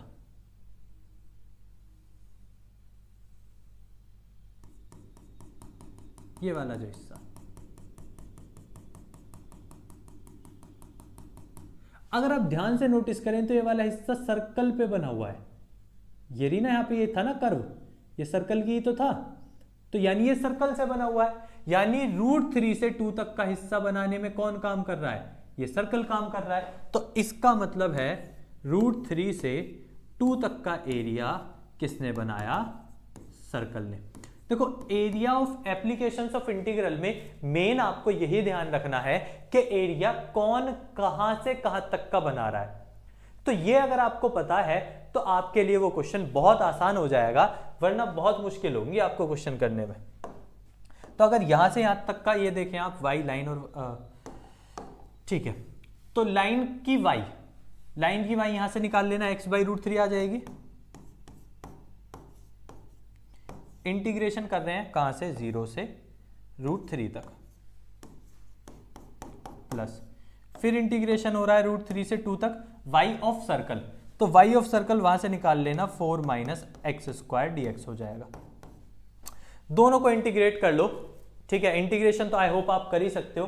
तो दोनों को आप अलग अलग इंटीग्रेट कर लो, इसको इंटीग्रेट अलग कर लो, इसको इंटीग्रेट अलग कर लो, upper limit minus lower limit कर लो, आपका आंसर आ जाएगा। देखो मेन सबसे ज्यादा जो दिक्कत इसमें आती है, मेन यही आती है कि हम यहां तक कैसे पहुंचे, क्योंकि बच्चे एक बार अगर यहां तक पहुंच जाते हैं ना, तो उसके बाद तो वो बहुत आसानी से पूरा कर लेते हैं, लेकिन सबसे मेजर जो दिक्कत आती है वो यहीं तक पहुंचने में आती है। मैं आपको कोशिश करूंगा हर क्वेश्चन में इंटीग्रेशन तक ले आऊं, उसके बाद तो वही बच्चा कर पाएगा जिसको इंटीग्रेशन आता होगा, ठीक है। तो उसके बाद का काम आप कर सकते हैं। अब बात करते हैं नेक्स्ट क्वेश्चन की। क्वेश्चन नंबर 6 हो गया ना। अब देखो कोई भी क्वेश्चन 5 नंबर में आपको ऐसे हलवा तो नहीं मिलेगा। अब आप सोचो कि वो क्वेश्चन 5 नंबर का भी हो और आपको बिल्कुल ऐसे मिल जाए तो नहीं मिलेगा। ठीक है, करना तो पड़ेगा ना उसमें सॉल्व। इजी हो सकता है बट सॉल्व तो आपको वो करना पड़ेगा। अगर क्वेश्चन नंबर 7 को यहां ध्यान से पढ़ो तो कह रहा है find the area of the region bounded by the parabola y equals to x square. वो एक पैराबोला से बाउंडेड है जिसका आपको कर्व क्या दिया हुआ है, y equals to x square, और एक लाइन से बाउंडेड है जो लाइन आपको क्या दी है, y equals to mod x। चलो इसकी भी कहानी देखते हैं। हाँ, जिस राह पे है घर तेरा अक्सर वहां से हाँ मैं हूँ गुजरा, शायद यही दिल में रहा कि मुझको मिल जाए बाखुदा। अब यहां जो लाइन थी वो था y equals to modulus x। अब मॉड्यूलस x का मतलब क्या है कि एक बार x प्लस का और एक बार x माइनस का। चलो यानी आपको 3 चीजें दी हुई हैं। अब आपको सबसे पहला काम बनाना है graph. y equals to x square की अगर मैं बात करूं या X square equals to y की बात करूं तो वो ये वाला पैराबोला होता है, यही वाला पैराबोला होता है। ठीक है, उसके बाद क्वेश्चन है एक लाइन है y इक्वल्स टू एक्स जो कि ऐसे जाएगी जब आप उसके पॉइंट्स निकालोगे तो, एक है y equals to minus X जो कि ऐसे जाएगी जब आप उसके पॉइंट्स निकालोगे। अब आप इनके इंटरसेक्शंस कैसे फाइंड करोगे? तो ये वाला इंटरसेक्शन किस किस से बना है? ये बना है parabola y equals to x square से और y इक्वल्स टू एक्स से, तो निकाल लेना ये वाला पॉइंट बनाएगा। और जब इसके परपेंडिकुलर को निकालने जाओगे तो ये माइनस बनाएगा। मतलब आपको -1 से 1 के बीच का एरिया जो किस किस ने बनाया है, लाइन और पैराबोला ने बनाया कहां है देखते हैं। पहले तो यही देख लेते हैं बनाया कहां है। ये रहा लाइन और पैराबोला, इस वाले हिस्से कोई तो बना रहे हैं, एक यहां पे बना रहे हैं। अब ये निकलेगा कैसे? तो निकलने के लिए बड़े सिंपल तरीके से एक बात को आप समझो कि अगर मैं ट्राइंगल की बात करूं, स्ट्रेट लाइन से ट्राइंगल तो कंप्लीट ये बन रहा है ना। इस कंप्लीट ट्राइंगल की अगर मैं बात करूं तो मुझे उसमें ये नीचे वाला हिस्सा नहीं चाहिए, और ये नीचे वाला हिस्सा एक्चुअल में कौन बना रहा है? ध्यान से देखा जाए तो ध्यान से देखा जाए तो नीचे वाला हिस्सा पैराबोला बना रहा है। ये देखो पैराबोला का कर्व आ रहा है ना नीचे, ये तो ये वाला हिस्सा जो है ये पैराबोला बना रहा है जो कि मुझे चाहिए ही नहीं। ठीक है, जो कि हिस्सा मुझे चाहिए ही नहीं। तो यानी मुझे चाहिए सिर्फ नीला, तो नीला मिल जाएगा जब मैं पूरी लाइन का एरिया, क्योंकि याद रखना कोई भी लाइन अगर ऐसे बनाती है ना, ऐसे बनाती है तो वो सारे एरिया को बनाती है, और कोई भी पैराबोला जब ऐसे बनाता है तो वो अपने नीचे वाले हिस्से को बनाता है। ठीक है, तो यानी इनके बीच का हिस्सा चाहिए तो मुझे लाइन में से माइनस करना पड़ेगा किसको? पैराबोला को। तो इनके बीच का एरिया निकालने के लिए क्या तरीका है? लाइन में से पैराबोला माइनस कर दो। कहां से कहां तक जा रहा है? -1 से 1 तक। -1 से 1 तक लाइन में से किसको माइनस कर दो? पैराबोला को। लाइन में से किसको माइनस कर दो? पैराबोला को। ठीक है, मॉडुलस लगा के करना क्वेश्चन को, या फिर ऐसा भी लिख सकते हो 2 टाइम्स 0 से 1 तक, यहां से यहां तक का ले लो, दुगना कर लेंगे। y line minus y para. चलो 2 टाइम्स 0 से 1। y ऑफ लाइन कितना होगा? लाइन का y x है, पैराबोला का y एक्स स्क्वायर है। इंटीग्रेशन कर लेंगे, x का हो जाएगा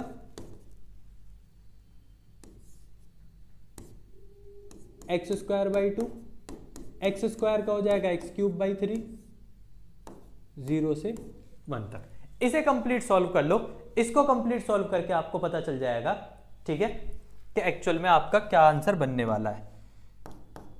अपर लिमिट माइनस लोअर लिमिट कर लो, एक बार वैल्यू पूरी की पूरी 1 रख लो, तो 2 टाइम्स, एक बार वैल्यू पूरी की पूरी क्या रख लो 1, तो 1 रखोगे तो ये हो जाएगा 1/2 माइनस 1/3। 0 रखने का तो कोई फायदा ही नहीं है। अब इसे कंप्लीट एलसीएम लेके कर लो तो ये मेरे हिसाब से 1/6 बन जाएगा, 1/3 स्क्वायर यूनिट्स। तो इस तरीके से आप कर सकते हो। किसी का कोई डाउट ऐप भी रह गया है, ठीक है, तो वो एक बार पूछ लो कि कोई भी पार्ट है मैंने कैसे किया। आपको अगर ये समझ में नहीं आया कि मैंने शेडेड पोर्शन में लाइन में से पैरा को क्यों हटाया, या कोई भी बात, कोई भी छोटा सा पॉइंट अगर आप में से किसी को समझ नहीं आया है तो आप एक बार पूछ सकते हैं, ठीक है। मैं इंतजार कर रहा हूं, जरा देखते हैं। आप सभी को देखा जा रहा है तो इंतजार किया जा रहा है, जरा जल्दी से पूछ लो अगर किसी को पूछना है तो।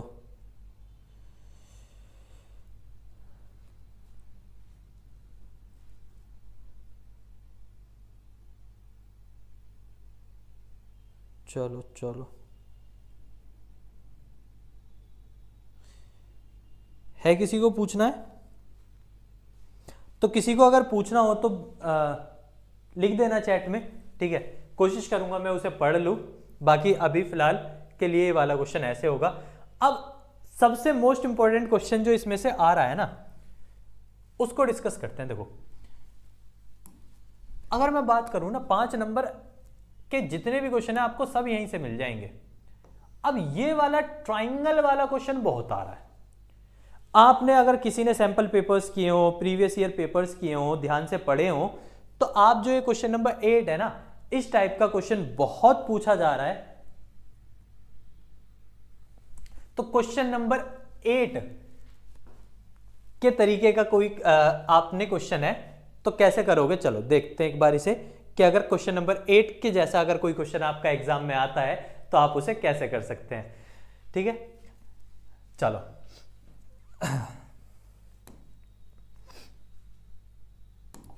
अब ये मैंने आपको पहले ही बता दिया, ये सारे क्वेश्चन बहुत इंपॉर्टेंट है। तो आपको ये जितने भी मैं क्वेश्चन करा रहा हूं ना, ये आपको सारे आने चाहिए, सारे पता होने चाहिए कि किसको कैसे किया जाता है। अगर आपको इनमें से एक भी क्वेश्चन नहीं आता है तो मैं आपको फिर से वही कहूंगा, एक बार क्वेश्चन को कर लो और समझ लो, बहुत जरूरी है, ठीक है। ऐसे ही आपको पूरे नंबर नहीं मिलेंगे। आपने फिजिक्स और बाकी केमिस्ट्री का पेपर भी देख ही लिए होंगे, ठीक है। इतने आसान पेपर तो वो दे नहीं रहे हैं, क्या आपको बिल्कुल हलवाई दे रहे हैं कि आप हाँ भाई जाओ और कर लो। तो सही पेपर आ रहे हैं तो थोड़ा सा तरीके का पढ़ भी लो, उस तरीके का जिस तरीके का पेपर आ रहा है। चलो,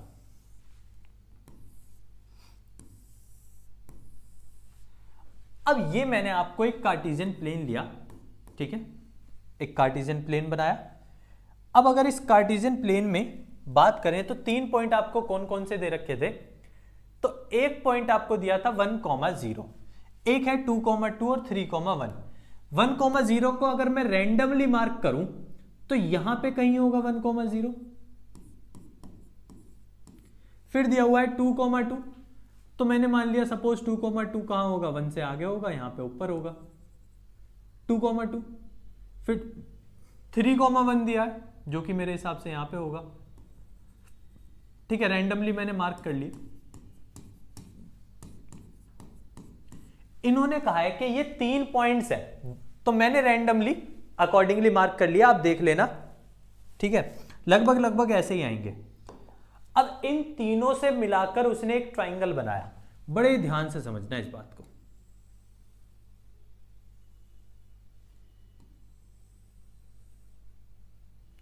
इन तीनों से मिलाकर उसने क्या बनाया, एक ट्राइंगल। अब आपसे क्वेश्चन क्या कहेगा, इस ट्राइंगल का एरिया निकालो। आपसे क्वेश्चन कह देगा कि 3 पॉइंट है, उन तीनों पॉइंटों से मिलाकर क्या बना लिया, एक ट्राइंगल बना लिया। आपको उस ट्राइंगल का क्या निकालना है, एरिया। अब मेरी बात को बड़े प्यार से समझना।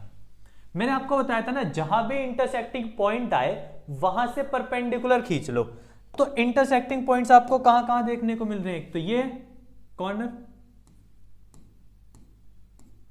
एक ये है। अब ये तो ऑलरेडी है ही, ठीक है।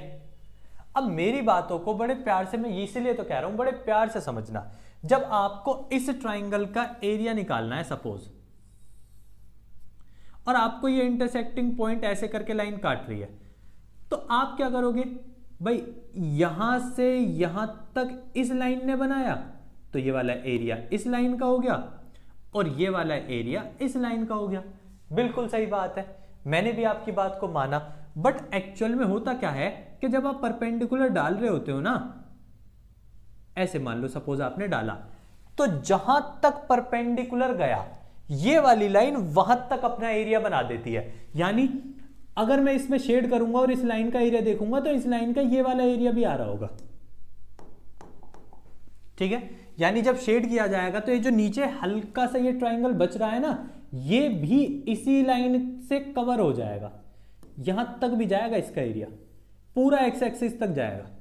कहां तक जाएगा? पूरा एक्स एक्सिस तक। लेकिन मुझे पूरा नीचे तक नहीं चाहिए, मुझे तो सिर्फ इस लाइन तक चाहिए, सिर्फ इस वाली लाइन तक। तो उसके लिए क्या करना पड़ेगा?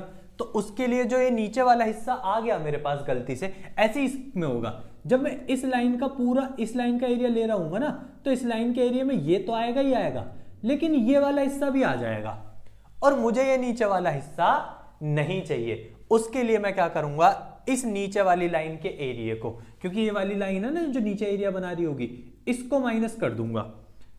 तो मैं इतनी चीज तो समझ गया कि मुझे करना क्या है, इस लाइन के एरिया को और इस लाइन के एरिया को तो प्लस करना है, लेकिन इस वाली लाइन के, ये वाली जो लाइन है, इसके एरिया को क्या कर लेना है? माइनस। अब ये लाइन आपको मिलेंगी कैसे?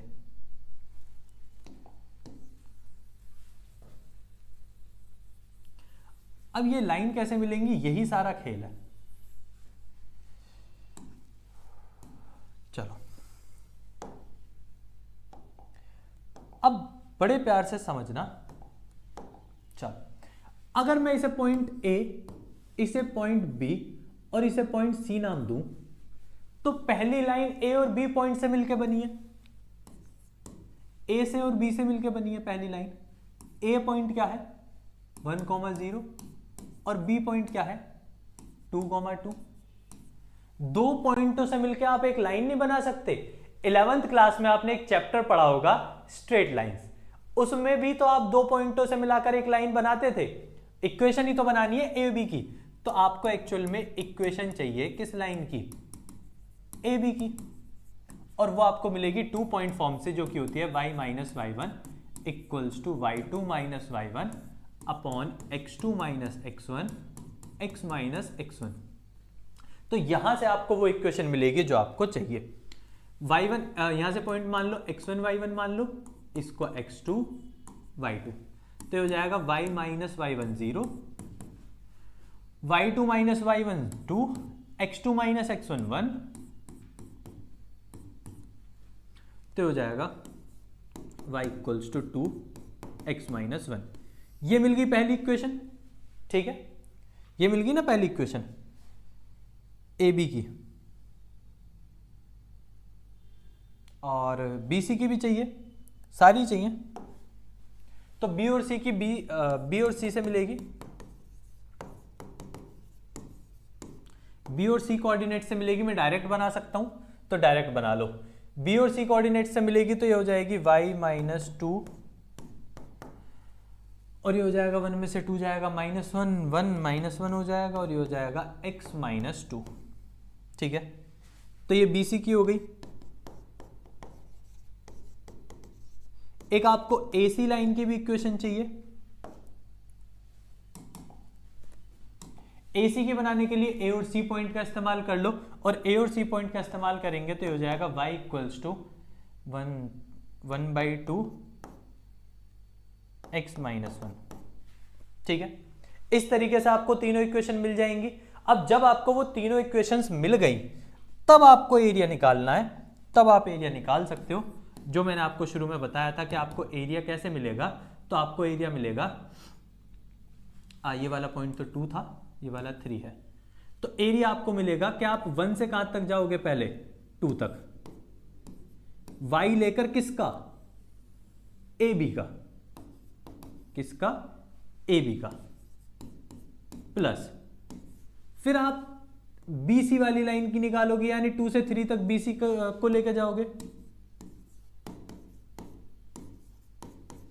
फिर आप माइनस करोगे इस वाली लाइन को जो कि AC है, जो कि 1 से 3 तक जा रही है, और सबके y की वैल्यू y ऑफ A भी आपको यहां से मिल जाएगा, y ऑफ BC आपको यहां से मिल जाएगा, और y ऑफ AC आपको यहां से मिल जाएगा। इन तीनों y को पुट करके आप इंटीग्रेट करोगे और फिर करोगे अपर लिमिट माइनस लोअर लिमिट। ये क्वेश्चन बहुत बढ़िया क्वेश्चन है। देखो इतनी आसानी से आपको ये सारी चीजें नहीं दे रहा है, ठीक है, आपको सारी की सारी चीजें निकलवा दी, जबकि आपको इक्वेशन तक देता था, बट इस बार इसने क्या किया, इक्वेशन भी खुद से निकलवा दी कि इक्वेशन भी निकालो, बस सिर्फ पॉइंट्स दिए थे। तो पॉइंट्स देने की वजह से हमें यहां पे खुद इनकी इक्वेशंस भी बनानी पड़ी और ये सारे करने पड़े। भैया लिमिट्स बता दो कैसे आई इसकी, ठीक है। अगर आप पिछले वाले क्वेश्चंस की कह रहे हो लिमिट की, तो पिछले वाले क्वेश्चंस की लिमिट्स कैसे आई हैं, तो मैंने क्या करा है, मुझे पता था ना एक इक्वेशन क्या है, ये y equals to x square है, ये वाला इंटरसेक्टिंग पॉइंट चाहिए जैसे मुझे, तो ये इंटरसेक्ट हो रहा है किससे, एक y equals to x square वाले से और एक y इक्वल्स टू एक्स वाले से। तो मैंने क्या करा, इन दोनों को एक बार y की जगह वहां क्या रख दिया, x, तो x बराबर एक्स स्क्वायर हो गया ना, ये वाला y किसके बराबर है, x के, वो यहां रख दिया। तो एक पावर से एक पावर अगर कट जाएगी तो x की वैल्यू क्या आ जाएगी, 1 आ जाएगी, x की वैल्यू क्या आ जाएगी, 1। तो ये वाला 1 ऐसे निकाला मैंने, और ये वाला जो -1 है, ये -1 तब निकाला क्योंकि ये वाली जो इक्वेशन थी ये थी y बराबर -x और ये थी y बराबर एक्स स्क्वायर। इन दोनों को आपस में सॉल्व करके, तो इन दोनों को आपस में सॉल्व करके ये वाला -1 निकाला, ठीक है। और अगर आप इनकी लिमिट्स पूछ रहे हो तो इनकी लिमिट्स तो सीधी थी ना, पॉइंट दे रखे थे भाई, x वाला पॉइंट यहाँ पे कितना है 0, यहाँ पे x वाला पॉइंट 2 है तो वो नीचे 2 आएगा, यहाँ पे x वाला पॉइंट 3 है तो वो नीचे 3 आएगा, ठीक है। तो यहाँ तो सिंपल थी।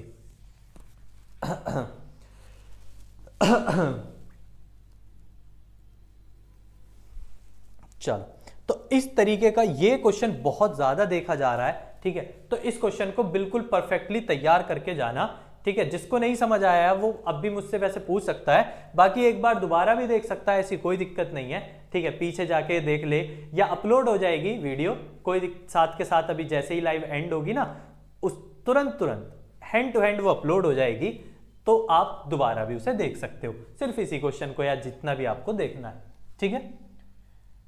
तो इस तरीके से बहुत क्वेश्चन पूछे जा रहे हैं। देखो लॉन्ग क्वेश्चंस में आप एक भी टाइप का क्वेश्चन मिस मत करना। अब मॉड्यूलस के क्वेश्चन तो आई होप सबको ही आते होंगे। अब देखो ये वाला है ना, इसमें आपको ऑलरेडी इक्वेशन दी है, इसमें ऑलरेडी आपको क्या दिए हैं, इक्वेशन, बट यहां आपको पॉइंट्स चाहिएंगे, यहां आपको क्या चाहिएंगे, पॉइंट्स।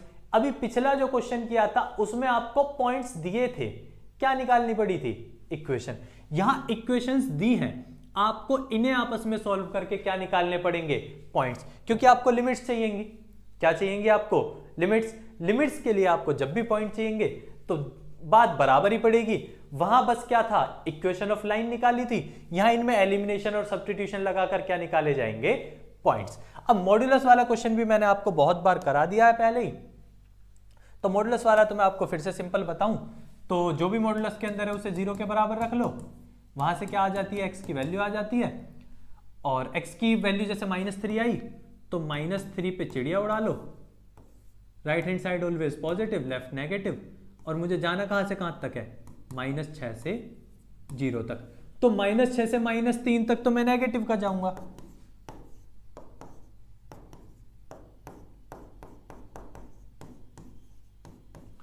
और -3 से 0 तक प्लस का जाऊंगा।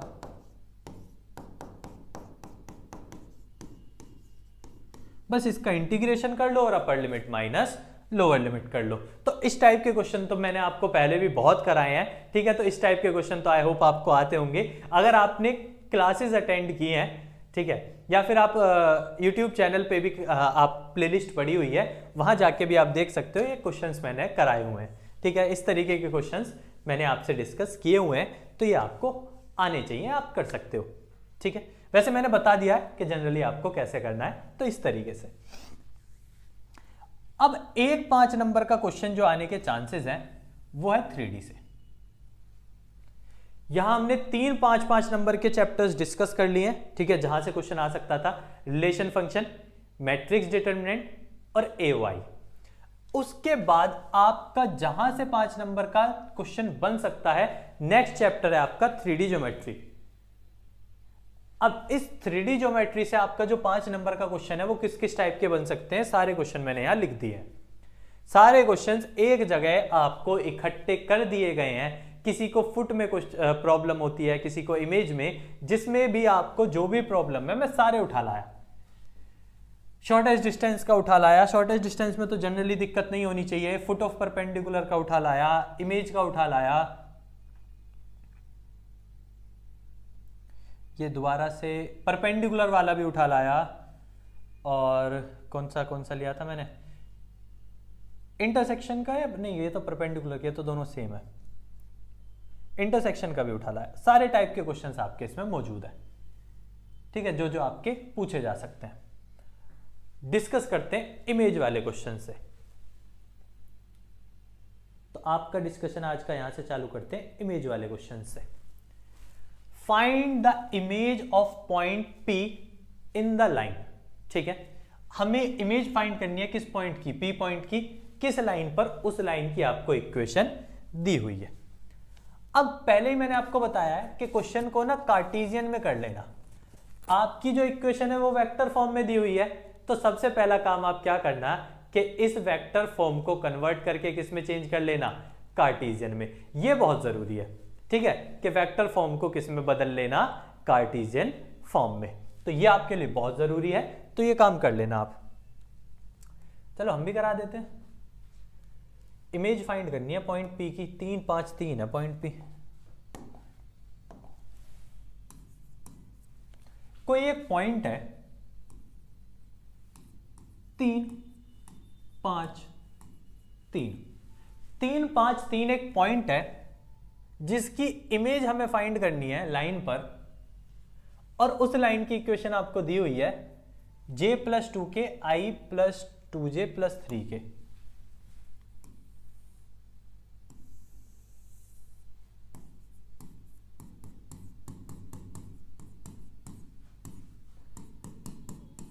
i+2j+3 के। अब ये आपको पहले से वेक्टर फॉर्म में, तो सबसे पहला काम है कि आप इस इक्वेशन को किस में कर लो, कार्टेशियन में। तो इसे कार्टेशियन में बदलना आसान है।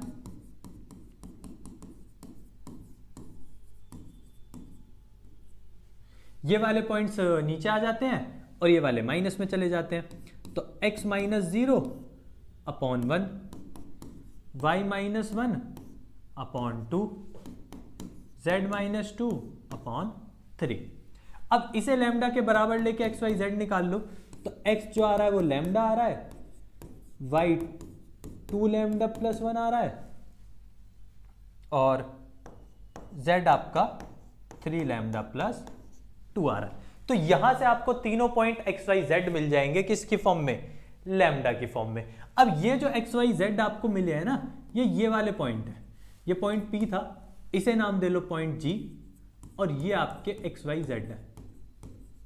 लेकिन आपको इन x y z की कोई जरूरत नहीं है, आपको निकालने हैं PG।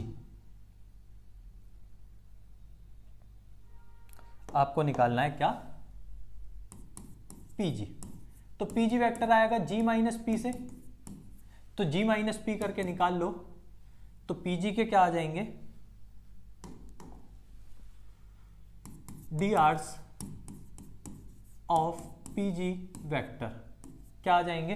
तो यहां से निकालोगे तो लैम्डा में से 3 घटाओगे तो लैम्डा -3, और 2 लैम्डा प्लस 1 में से 5 माइनस करोगे तो 2 लैम्डा -4, और 3 लैम्डा प्लस 2 में से 3 माइनस करोगे तो 3 लैम्डा -1। ये आपके PG के क्या आ गए, डायरेक्शन रेशियोज। इन्हीं की मदद से एक्चुअल में आप लैम्डा की वैल्यू फाइंड करते हैं। क्यों, क्योंकि ये परपेंडिकुलर होंगे।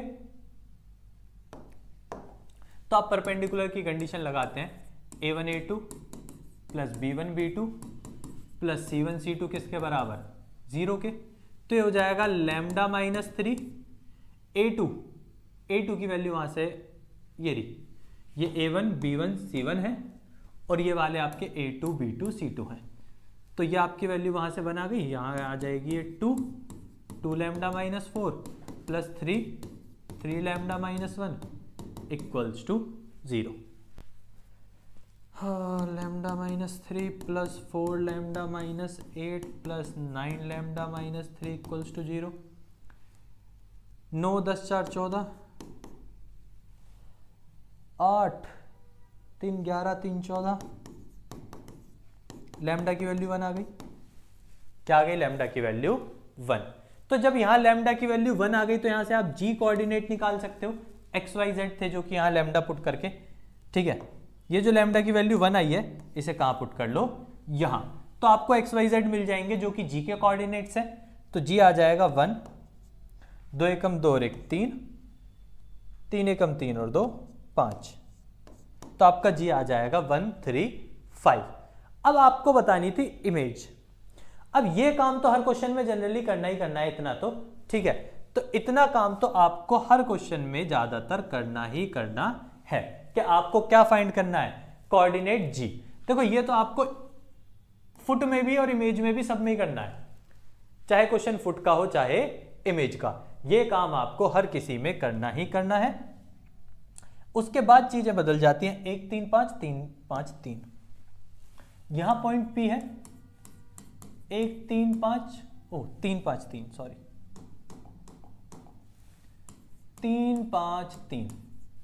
अभी अभी मैंने पॉइंट जी निकाला 1 3 5। अब पी की जो इमेज है ना वो नीचे कहीं बनी होगी, पी जी एल, और उसको मैंने मान लिया एबीसी। क्या मान लिया उसको? एबीसी। लेकिन आपने एक चीज पढ़ी है ना, इमेज किस पॉइंट ने जनरेट करी? जी ने। अब जी से जितना ऊपर ऑब्जेक्ट उतनी ही नीचे क्या बनती है? इमेज।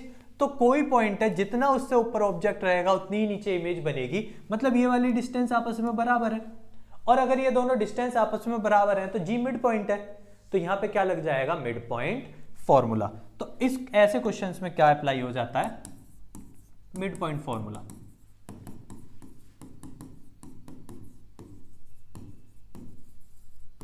तो मिड पॉइंट फॉर्मूले में क्या होगा?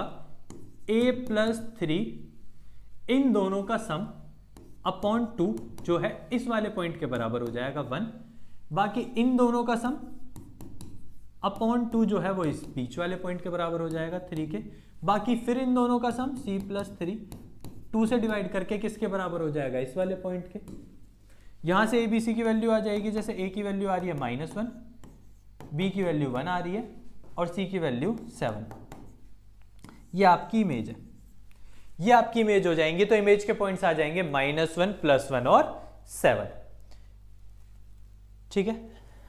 इस तरीके से आप उसके क्या निकाल सकते हो? A B C. अब अगर आपके ए बी सी आ गए,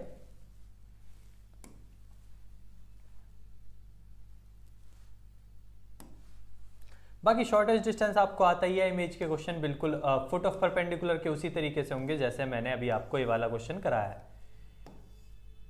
लीनियर प्रोग्रामिंग तो इजी है, लेकिन लीनियर प्रोग्रामिंग के भी बेस्ट जो क्वेश्चंस हो सकते थे, जो बिल्कुल बेस्ट क्वेश्चंस थे, वो मैं आपके लिए लेके आया, ठीक है। एक बाउंडेड का एक अनबाउंडेड का, दोनों क्वेश्चंस मैंने आपको डाल दिए, आप ट्राई कर सकते हैं। अब देखो, महारथी तो उसे माना जाएगा जो इन्हें करेगा। ये क्वेश्चन है धुआंधार क्वेश्चन, जिसे कहते हैं एक नंबर क्वेश्चन है। आप में से जो खुद को बहुत बढ़िया समझते हैं, ठीक है, जो खुद को महारथी समझते हैं, तो क्वेश्चन नंबर 20 ना उन्हीं के लिए है। एक बार आप में से जो भी ट्राई करना चाहते हैं, अटेम्प्ट करना चाहते हैं ना, वो क्वेश्चन नंबर 20 कर लो। मैं आप सबको देता हूं टाइम, पढ़ो और पढ़ के मुझे कोई भी आप में से क्वेश्चन नंबर 20 बता दो कि किस तरीके से किया जा सकता है। चलो सॉल्यूशन भी छोड़ो, इतना बता दो कि इस क्वेश्चन नंबर 20 में किस मेथड को या किसे अप्लाई करना चाहिए। मैं आपके आंसर का इंतजार कर रहा हूं, बता दो। चलो मुझे बता दो कि इसमें से इसमें कौन सा मेथड या कौन सा तरीका एक्चुअल में अप्लाई हो जाएगा क्वेश्चन नंबर 20।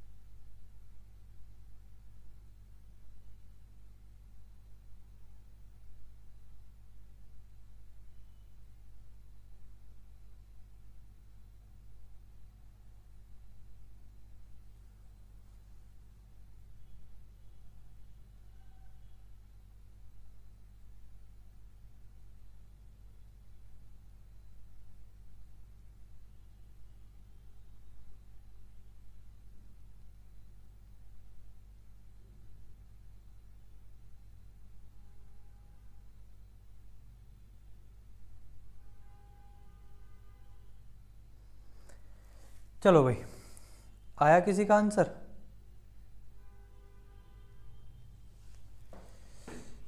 हाँ भाई, पता ही नहीं है, किसी को नहीं पता है, कैसे हो सकता है? देखो बहुत ज़बरदस्त क्वेश्चन है, बड़े प्यार से और ध्यान से समझना कि आप इस टाइप के क्वेश्चन को कैसे कर सकते हो। ये है बेस थ्योरम बेस्ड क्वेश्चन, यानी एक थ्योरम है, बेस थ्योरम, ठीक है, उस पर बेस्ड है ये आपका पूरा का पूरा क्वेश्चन। अब ऐसा तो ऊपर लिखा हुआ है, बट आप समझो, क्वेश्चन की लैंग्वेज को पढ़ो और समझो जरा क्वेश्चन क्या कहता है। तो क्वेश्चन कहता है a person has undertaken a construction job, एक आदमी है जिसने अपने अंडर में एक कंस्ट्रक्शन जॉब ली। चलो, the probabilities are 0.65 that will be strike, that there will be strike, वहां पे स्ट्राइक होने के चांसेस 0.65 है। 0.80 that the construction job will be completed on time, construction job के टाइम पर कंप्लीट होने के चांसेस 0.80 है। If there is no strike, ठीक है, अगर वहां स्ट्राइक नहीं होती, अगर वहां स्ट्राइक नहीं होती है तो कंप्लीट होने के चांसेस 0.80 है, एंड 0.32 है जब वहां पर क्या हो जाए, स्ट्राइक हो जाए, तब भी काम टाइम पे हो जाएगा, इसके चांसेस 0.32 है। ठीक है जी। Determine the probability that the construction job will be completed on time. अच्छा एक बात बताइए, मैंने आपको बहुत बार समझाया है कि यहां पे आपको कोई भी कंडीशन गिवन दी है, ठीक है, कोई भी ऐसी बात, कुछ भी आपको गिवन दिया हो जिससे आपको लगता हो कि क्वेश्चन बेस का बन सकता है, क्योंकि बेस थ्योरम के लिए तो कोई ना कोई कंडीशन तो गिवन रहती है ही ना। तो यहां तो कुछ भी गिवन है नहीं, तो जब यहां पे कुछ गिवन ही नहीं है, इसका मतलब ये क्वेश्चन भी बेस थ्योरम का नहीं है। तो बेस थ्योरम का नहीं है तो किसका है बताओ भाई? अगर ये बेस थ्योरम का नहीं है तो किस टॉपिक का क्वेश्चन एक्चुअल में ये है? बताओ बिड़ू लोग, बताओ, चलो चलो चलो जल्दी से बताओ किस टॉपिक का है। हाँ ठीक है, क्वेश्चन मैंने पढ़ लिया है, प्रोबेबिलिटीज आर, ठीक है। मैंने क्या करा, वहां पे स्ट्राइक होने के चांसेस 0.65 थे, 0.65, तो मैंने मान लिया वहां पे स्ट्राइक ना होने के चांसेस कितने होंगे, 0.35। भाई 1 में से माइनस करके तो आ गया, तो स्ट्राइक होने के चांसेस 0.65 है, तो स्ट्राइक ना होने के चांसेस कितने होंगे वहां पे, 0.35। अब आपको क्या क्या दे रखा है, आपसे कह रहा है टाइम कंप्लीट होने की बताओ, आपको ई जो है वो कह रहा है प्रोबेबिलिटी बताओ, ठीक है, कि कंस्ट्रक्शन टाइम पे हो गई हो, यही कहा है ना, हाँ, कंप्लीटेड ऑन टाइम।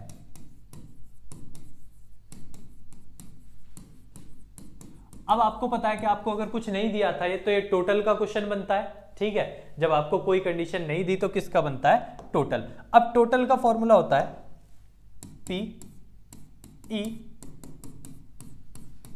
पी, अच्छा मैंने क्वेश्चन एस में लिया है,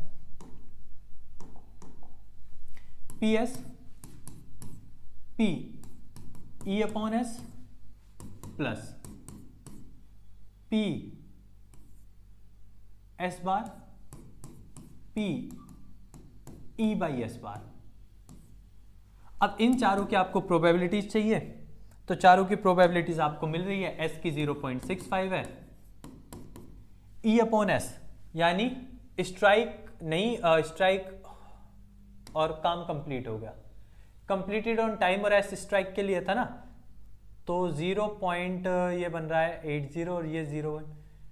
if there is a strike, strike हो और काम कंप्लीट हो जाए 0.32 प्लस स्ट्राइक ना होने के 0.35 और स्ट्राइक नहीं हुई तब भी काम कंप्लीट हो गया 0.80। इसे आप कैलकुलेट कर लो, यहां से आपका आंसर बन जाएगा, ठीक है।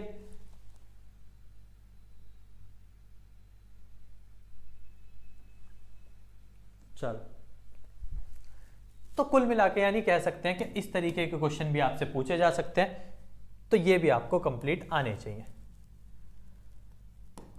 अब अगर बात करें बाकी क्वेश्चन नंबर 21, क्वेश्चन नंबर 22 की, तो ये सिंपल क्वेश्चन है जिनमें आपको सारी वैल्यूज दी हुई हैं, बस आपको एक बार ध्यान से पढ़ना है क्वेश्चन को। ये दोनों बेस थ्योरम के क्वेश्चंस आपको दिए हुए हैं, ये value E1, E2, E3, okay percent, हाँ परसेंट में ये याद रखना, ये जो 5 है ये खाली 5 नहीं है, 5% है, और ये भी 4% है और 2 भी % है, तो ये E by E1, E by E2, E by E3 सारी वैल्यू दी हुई है, बेस थ्योरम का फॉर्मूला लगा लो बस, ठीक है। अगर इसकी भी बात करूं तो इसमें भी दी हुई है E1, E2, E by E1, E by E2 चारों वैल्यू दी हुई है, बेस थ्योरम का फॉर्मूला लगा लो। तो इस तरीके के क्वेश्चन सिंपल है, ये आप कर सकते हो, ठीक है। तो यहां पे आपके सारे के सारे लॉन्ग क्वेश्चंस कंप्लीट होते हैं। आपके इन चैप्टर्स से और इस तरीके के लॉन्ग क्वेश्चंस आपके बन सकते हैं, तो बहुत बहुत सही, ठीक है। तो यहां आपके ये सारे क्वेश्चंस हो जाते हैं। तो आपको मैंने सारे चैप्टर्स जहां जहां से 5 नंबर के क्वेश्चन बन सकते हैं या आपके पेपर में आएंगे या आ सकते हैं, वो सारे चैप्टर्स लेकर आपको हर क्वेश्चन को कराने की कोशिश करी है। बेस्ट ऑफ क्वेश्चंस मैं लेकर आया और वो आपको मैंने कराए। आई होप आप सबको ये सब समझ आए होंगे और आपने ये कर भी लिए होंगे। तो अगर आपने ये सारे कर लिए हैं कंप्लीट, तो मुबारक हो, कॉन्ग्रेचुलेशंस, आपका एक भी लॉन्ग क्वेश्चन छूटने वाला नहीं है। आप अपने सारे लॉन्ग क्वेश्चन जरूर करके आएंगे, ये मुझे गारंटीड पता है। अब आप में से जो लोग शॉर्ट क्वेश्चंस ट्राई करना चाहते हैं, ठीक है, तो वो शॉर्ट क्वेश्चंस भी ट्राई कर सकते हैं। शॉर्ट क्वेश्चंस भी मैंने वैसे बना लिए थे ऑलरेडी, इकट्ठे कंप्लीट कर लिए थे। अब इसमें से मैं आपको मेनली, चलो, तो ये शॉर्ट क्वेश्चंस हैं, ये सारे शॉर्ट क्वेश्चंस हैं सब चैप्टर्स के। ये आपके इंटीग्रेशन के हैं, जो इंटीग्रेशन के बेस्ट क्वेश्चंस हैं। इस तरीके के आ सकते हैं इंटीग्रेशन में क्वेश्चंस, बाकी और ये है, ठीक है, ये इंटीग्रल्स के क्वेश्चंस हैं, और ये आपकी प्रोबेबिलिटीज के कुछ क्वेश्चंस हैं जो 3 नंबर में आपके पूछे जा सकते हैं, ठीक है। तो इस तरीके से, तो इन्हें भी हम जरूर डिस्कस करेंगे कल आपके साथ। तो आई होप आप सब साथ जुड़े रहें, बने रहें इन क्वेश्चंस के लिए भी। अब आज की क्लास ऑलरेडी पता नहीं कितनी देर की हो गई है, मेरे हिसाब से आई होप काफी लंबी हो गई है। भैया 5 मार्क्स में चैप्टर 6 भी तो आ सकता है। देखिए नहीं, अगर मैं आपको रियलिटी में बताऊं तो 5 मार्क्स में आपके चैप्टर 6 का क्वेश्चन नहीं आ सकता, किसी भी कीमत पर नहीं आ सकता, क्योंकि पहले से ही चैप्टर नंबर 6 केस स्टडी घेर के बैठा है, पहले से ही डिसाइडेड। अच्छा, केस स्टडी भी ले आएंगे यार आपके लिए, सब केस स्टडी भी सारी चीजें लेकर आएंगे। तो ये जिन्होंने भी कमेंट किया है, हम आपको ये बता दें, ठीक है, कि चैप्टर 6 से बिल्कुल नहीं आएगा, क्योंकि चैप्टर 6 पहले से ही अपनी 2 प्लेसेस फिक्स करके बैठा है। या तो वो देगा केस स्टडी, 4 नंबर की, जो कि 100% उसे देनी आई। वरना आप सोचो ना, केस स्टडी के लिए तो चैप्टर ही नहीं बचेंगे, क्योंकि प्रोबेबिलिटी ऑलरेडी देने को तैयार है। तो प्रोबेबिलिटी के जो क्वेश्चंस मैंने डिस्कस किए ना, ये केस स्टडी में भी बन सकते हैं। तो इसीलिए मैं आपको बता दूं, तो चैप्टर 6 केस स्टडी, और 3 नंबर के क्वेश्चन में 3 मार्क्स में, ठीक है, तो 3 मार्क्स के क्वेश्चंस में दिया जा सकता है चैप्टर 6 से। बाकी आपको वैसे तो देखने को नहीं मिलेगा, अगर आप कहें 6 से आपको लॉन्ग तो नहीं मिलेगा, ठीक है, चांसेस बहुत कम है, बहुत रेयर चांसेस है। हाँ बस, बट आपको कुछ वर्ड प्रॉब्लम जरूर प्रैक्टिस कर लेनी है, ठीक है, वर्ड प्रॉब्लम्स दी जा सकती है, ऐसा तो नहीं है। देखो मुझे भी नहीं पता ना 100% तो, बट चांसेस हाँ ये तो है कि श्योरिटी से चांसेस तो बहुत ही ज्यादा कम है कि आपको क्वेश्चन चैप्टर 6 से मिले। बाकी और किसी की कोई बात किसी को कहनी हो? पाठक जी बड़े मजे ले रहे हो पाठक जी, तैयारी वैयारी कर लिया थोड़ी? नहीं, ठीक है, ये तो बता दो जरा, तैयारी कर ली है या नहीं? और कोई चीज पूछनी हो तो आ सकते हो आप, आपके लिए तो हमेशा अवेलेबल रहेंगे, तो टेंशन नहीं, चलिएगा, ठीक है। तो शॉर्ट क्वेश्चंस भी हैं, आप में से किसी को शॉर्ट क्वेश्चंस चाहिए तो मुझसे ले सकते हैं, ठीक है, मैं दे दूंगा उनको प्रैक्टिस करने के लिए। बट शायद आज तो मैं नहीं करा पाऊंगा, क्योंकि पहले से ही ऑलरेडी बहुत देर हो गई है। कितना टाइम हो गया? ऑलमोस्ट 2 घंटे होने वाले हैं, ठीक है। अब लगातार 2 घंटे भी, अगर वैसे लगातार आप में से किसी ने पढ़ा नहीं है, लेकिन पढ़ा होगा तो इतनी देर में तो हो लिया होगा काम उसका, ठीक है।